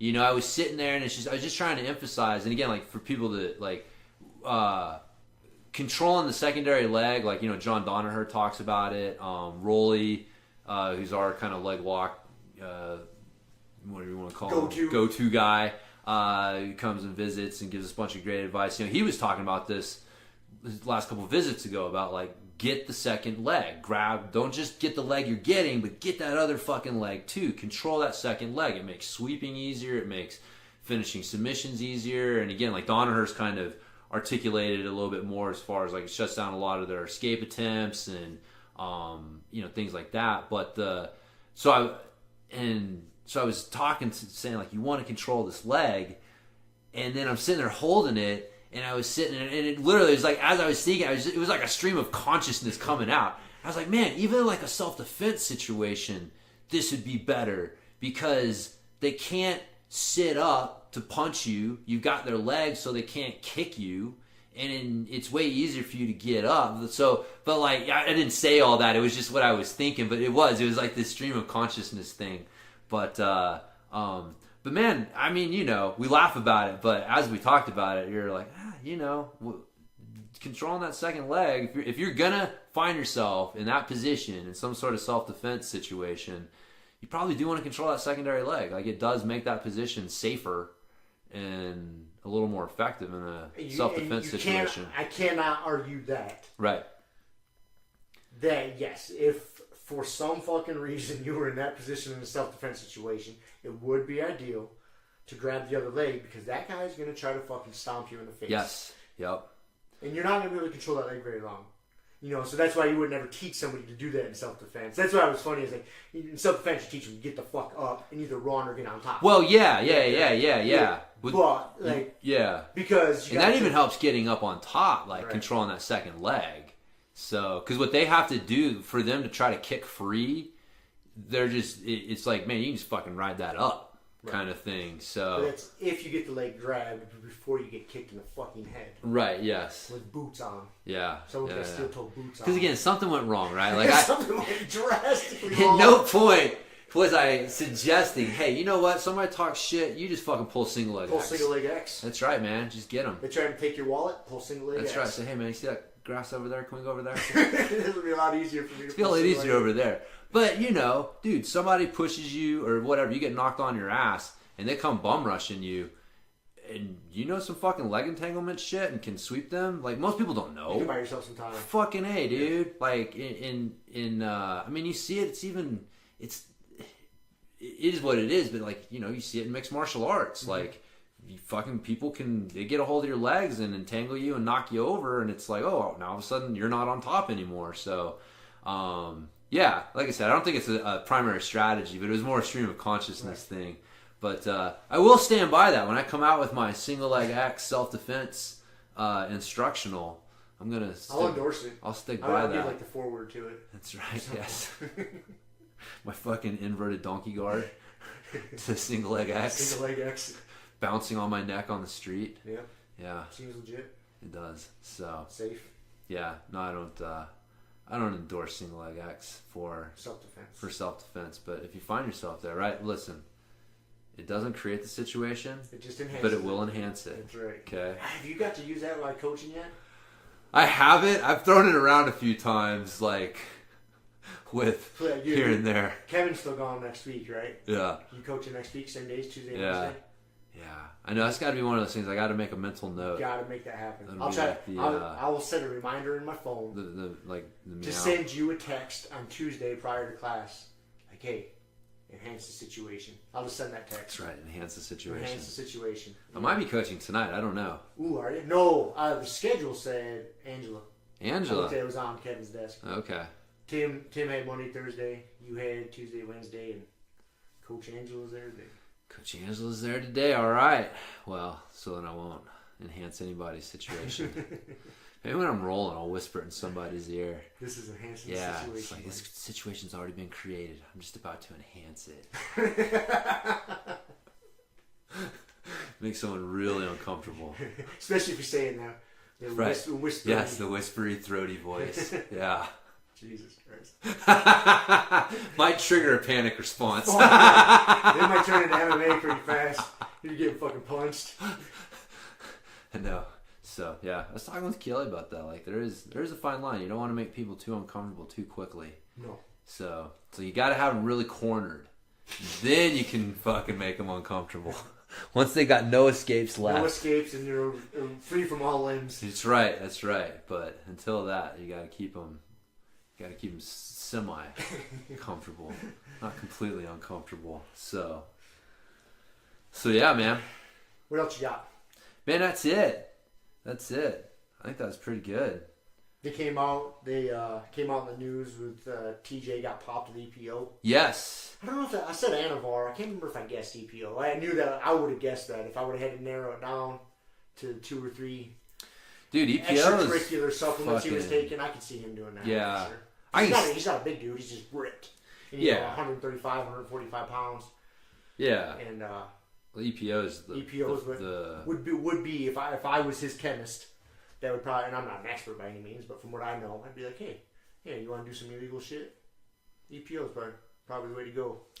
Dude, he's trying to outwork everybody. Yeah. I mean, that's his style. So yeah, I guess so he tested positive for the Richard Cejudo fight. The Henry Cejudo? And then they went back and tested him for the Cody fight. Yes. Yep. Dirty in that one too. Mm-hmm. And so, yeah, man, it's a bummer. It is a bummer. I don't know. It's only, but to me, it's only a bummer to a certain extent. It still doesn't tarnish, in my eyes. He's still a fucking hell of a fighter. Well, that shit doesn't make him more skillful. Man.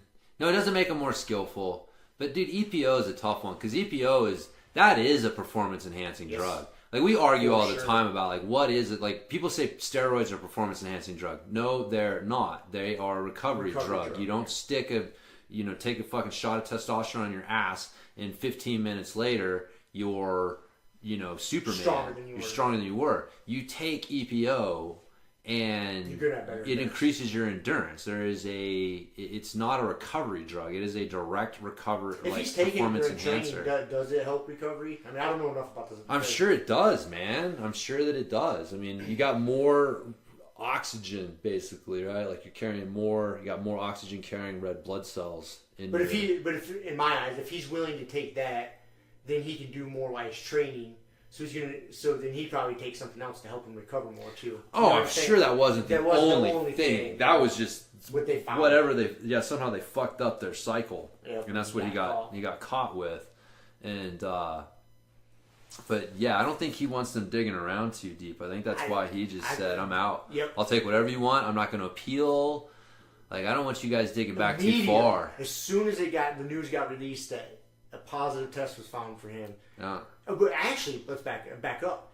If I remember the storyline, before that USADA made it public, he came out and made it public. If I remember right, he posted first on Twitter. Yeah. Said, I failed the USADA test. I'm really pushing my title. Like he did. Yeah, like you said, he doesn't want him poking around. No. I thought that same thing. I was like, that's interesting. That's an interesting play. Because he's not arguing it at all. Nothing. There's nothing. He's like, nope, I shot in my ass. You're right. 2-year ban. Okay, cool. Thank you. Like, can we go now? So I'm wondering if him and that mad scientist he's got in the garage that's been training him is a mad scientist. Yeah. They got some serious concoctions going on. Maybe, man. You mean like fucking old Balco Labs style? I know. Who were the other... Because he's training with a handful of guys that train there with him. Mm-hmm. It'll be interesting to see if those guys pop. Yeah. That'll tell you a lot right there. Yeah. There's a few other up and coming smaller guys like TJ that were in there training too. Yeah.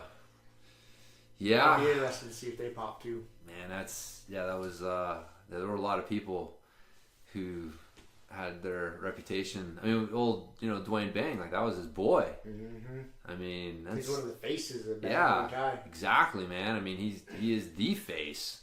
I mean, who else does he have in MMA? Some other guys, but nowhere near that. Yeah, not like him. Nowhere near the guy of TJ. So notoriety of TJ. Yeah, that's definitely a blow for him. And again, man, like you hate to. I mean, you feel it's one of two things, man. Either the coaches knew and they were in on it, and then it's like, well, you guys were just, you knew it, man. You knew that this may come to an end. Like you knew that you guys were rolling the dice and you were profiting off of the reputation of an athlete that was cheating, or else they didn't know. And man, that sucks. That sucks to find out. Like holy shit, because like how much of his success. Because especially his fighting style, like that's the thing. It's like his fighting style is so high energy, so you can completely see where EPO benefited him or would be beneficial. So it's like, man, I have a hard time believing that a coach that's coaching at that high a level wouldn't notice that his athlete was on something. Because I'm nowhere near the experience level of those coaches. Yeah. And I've trained with a lot of people. Dude, a lot of times I could probably pick out if somebody's on something. Especially if I spend enough time with them.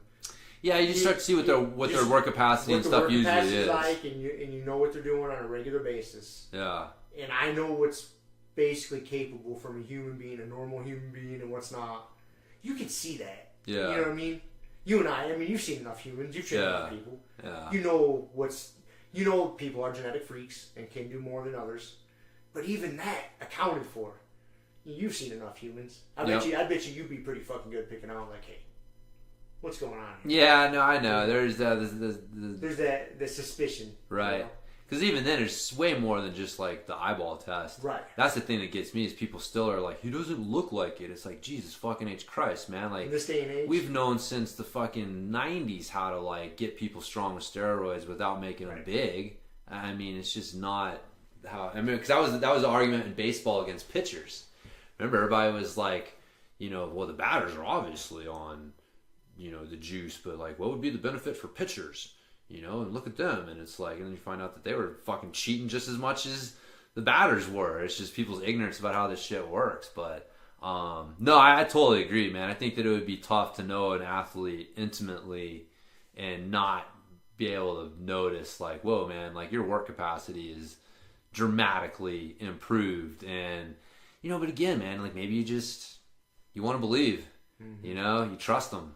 They're saying like, nah, dude, this new fucking. I'm good. I'm just eating clean. I'm resting good. Everything's just coming together, coach. Everything's coming together. I got the training lab guys got me fucking dialed in and all that stuff. So it sucks, man. It does suck. I wish they just let them do whatever. I mean, EPO is definitely one of those drugs that dude, you don't want to take that shit. Like, because people fucking die from that. Like, they have had people die from their blood getting too thick from too much EPO. And so that's one of those ones you definitely want to be having somebody knows some medical professional keeping an eye monitoring that shit, man. But athletes get, into these dark corners and they're taking EPO, hoping it actually is EPO. And dude, I hope this doesn't spawn some fucking young kid, not kid, but like some young athlete up and coming, fighter. Like, oh, I should try EPO. They get their hands on it and they don't know what the fuck they're doing. Yeah. That's always a concern. Like, man, EPO's an interesting one because I wonder how easy it is to come by. Because your basic steroids are pretty fucking easy to come by this day and age. Yeah. Your tests, your sustenance, your D-balls and shit. Like, if you want it, you can find it pretty easy. Yeah. I've never even thought about trying to find EPO, or I have no idea where to even begin. No. I don't know enough shady people. I don't either, man. It'd be like finding myself with a bag full of cocaine. I wouldn't know what to do. It's like, I don't know where to go with this. So yeah, I wouldn't know where to. But yeah, I think they just let them fucking do what they want, man. That's what I think. I was tossing this idea around. Yeah, one, just fucking quit testing them. Like, who cares? Or two, the other way. There's a couple solutions I thought of. One, you could have the uber untested league, and then a clean league, like they do with bodybuilding, the natural and the whatever, the freaks. See how successful they are. Yep. Just try that method, or just stop testing and go Pride days and encourage it. Like, fuck it, you guys want to juice the tits? Juice. Makes it more entertaining for us. Yeah. I don't have a problem with that. Fuck it. Or three, have the fighters decide in their contracts. Okay, Cowboy wants to fight McGregor. They decide, hey, are we going to test each other for this, or are we just wild west? Is my chemist better than your chemist? Yeah. Put it up to the fighters. Yeah. And make that part of the thing. Like, hey, this guy wants to fight, but he doesn't want to test. Do you want to fight him? Yeah. I don't know if that would ever work. I don't know. Unfortunately, I think the best answer is kind of what we're doing. Because the thing is, you're not going to stop people. You're not going to stop it. But everyone's going to push the edge, man. It doesn't matter where you put the edge. It's going to get someone's going to push it. And so, I guess, the argument could be made that, well, look, we know they're going to push that edge. So why are we going to put the edge way out there? Thinking that, they're not going to push the edge because we put it way out there. It's like, no, some motherfucker is going to, try to become Ronnie Coleman. That's what, as you're saying this, I'm wondering, okay, because bodybuilding is a program. We have a case study.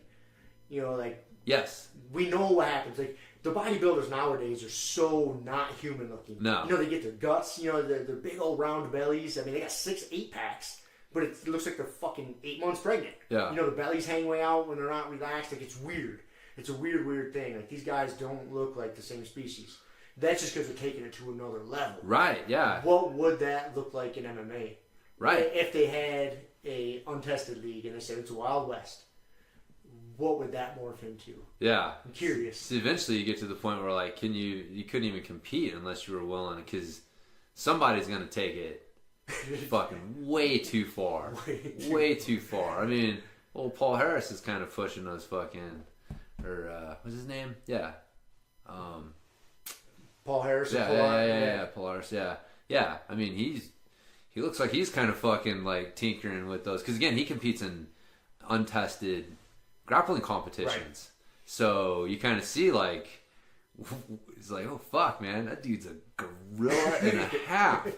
Which would be entertaining as fuck to watch, man. Yeah. That's what I'm saying. But it's the Coliseum. To me, god damn it, I don't know what I would do. I guess I would just I don't know.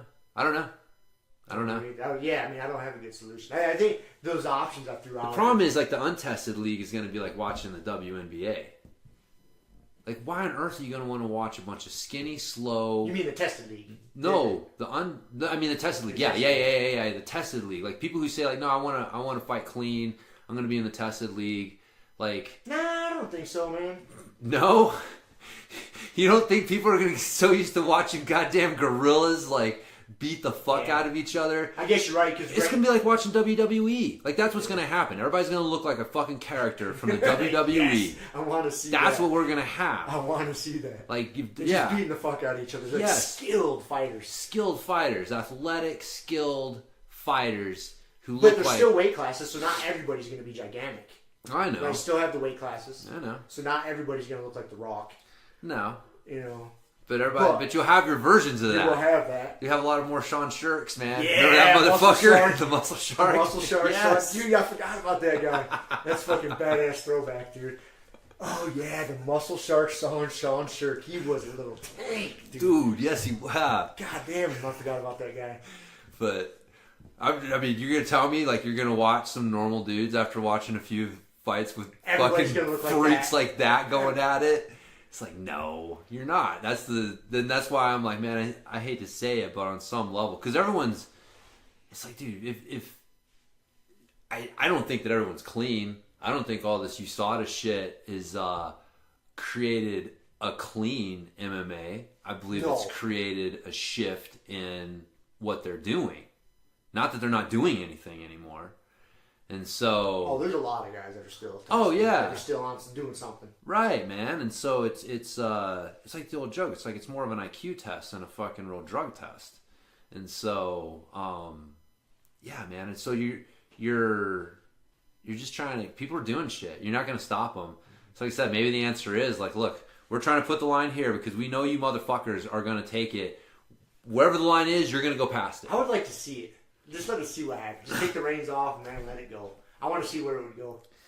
Yeah. I do that. I think if you had to put a gun to my head that you have to pick one strategy, that would be my strategy. I would. It would be entertaining for me. But again, like me getting... This is like the same James. I can't tell you how I'm going to dispose of a body because I just get too fucking introspective. I think about it too much. But, you know, they are human beings.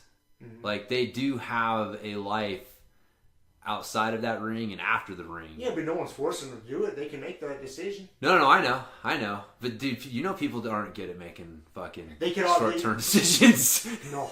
In your 20s? No. The UFC could offer bonuses for being clean.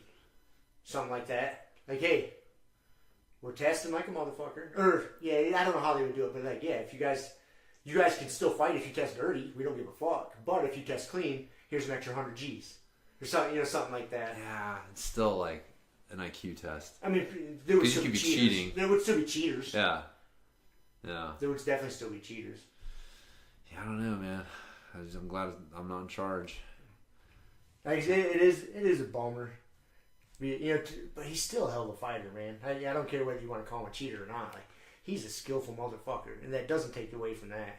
No, he's put in a lot of hard work. He is. Yeah, I don't know why I'm trying to like go Team TJ, but he's just, I don't know. Everybody's juicing. He just got caught. He got caught. I know. He just got caught. That's my mindset. I mean, maybe not everybody, but the odds are.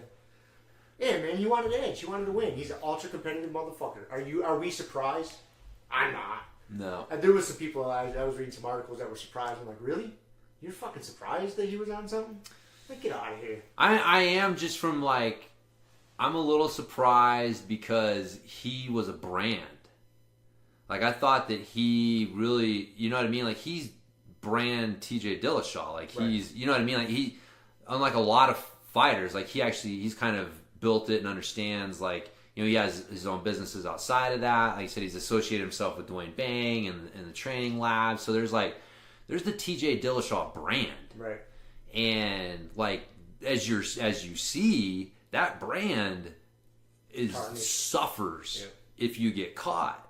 And so, like, I will say, like, I was a little surprised from that standpoint. Like, man, But he's fully aware of that gamble. Yeah. He knew he's gambling his brand.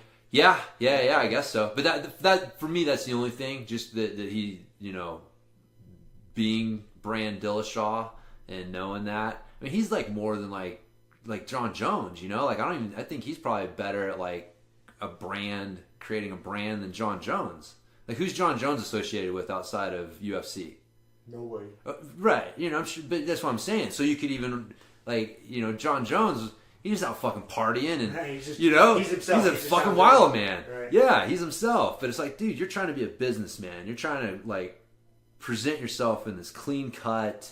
I don't know. I've told you before. Like, there's something about him that always kind of rubbed me wrong a little bit. He's just a little hubris. But actually, now we realize like he just knew something we didn't. That's what that smile was. You motherfuckers can't keep up. You motherfuckers don't know. I can go 15 rounds. That's right. My blood's so thick right now. I gotta be on the I was on the exercise bike up until the second I had to walk out here. I gotta keep my heart rate at 160 just to not die. Yeah. Like what was that fucking movie? That's their Crank. Yeah, Crank. That's the ringtone I got on my phone, Justin Statham. Yeah. Yes. Yeah, every time. I've had the Crank ringtone on my phone for like fucking 10 years. That's right. He's got to keep his adrenaline going or else he dies. That's right, yeah. Because the Chinese gangsters That's right. gave him the shot. It's funny. It's just a fucking human body version of Speed. Mm-hmm. Yeah. That's a good movie. He had to keep the bus. That fucking movie was ridiculous. Speed. Yeah. Keanu Reeves, Sandra Bullock. That's right. Where they jump the fucking bus on the overpass. Yeah. Oh my god, man. So ridiculous shit. Crank 2 was very ridiculous. I haven't seen that one. It's weird. Is it? Straight to DVD, I'm pretty sure. Right. Well, they can't all be masterpieces. No. It's hard to keep up with Crank 1. Right? It was such an Oscar-winning performance. Such a great movie. Yeah. It's good action shit. So. Yeah. Cool, man. What else you got? Man, that's it. I think maybe we should save our health versus fitness subject for next week. 2 hours in. Yeah, no one's listening anymore. We lost them 15 minutes ago. Maybe 20. That is possible. So. Fuck, we lost it from the jump. Yeah, we could keep going, but I don't know if anyone want to hear it. So we'll save it for next week. Now we got a subject for next week. So tune in to hear us debate health versus fitness. Wonderful. Yeah. Cool. So. See you. Okay, brother. Talk to you later. Talk to you guys later. See ya. Thank you for listening to the Grumpy Guy BJJ Podcast. Thank you all for listening. You can find us on Podbean, Apple Podcasts, Spotify, and wherever else you listen to podcasts. Please make sure to subscribe and leave us a review. It really does help and will allow us to keep putting out episodes. If you have any questions, comments, or ideas, hit us up at grumpyguybjj@gmail.com. Also, go to our website, grumpyguybjj.com, and get signed up for podcast updates and get our free BJJ Improvement Starter Kit. That's it for now, so get on the mat, train hard, and talk to you all next week. With a permanent rep, a hermit now, boom. Doggy school, foggy, cool, got froggy, outside Molly dude. Melancholy, Daisy do, hanging by the lace of their shoes. No trace of the tools, shaped in your face, fuck the rules. Snooze, you lose. One eye always open, in times two. No clue, but soon a brief monsoon might give you a view to choose. Stay tuned, include, won't conclude. To the end is near, beware there's consequences for what you do. To meaning demon, a devil of many levels, I keep on feeding. For several of them rebels, me, myself, and I. Me, myself, and I.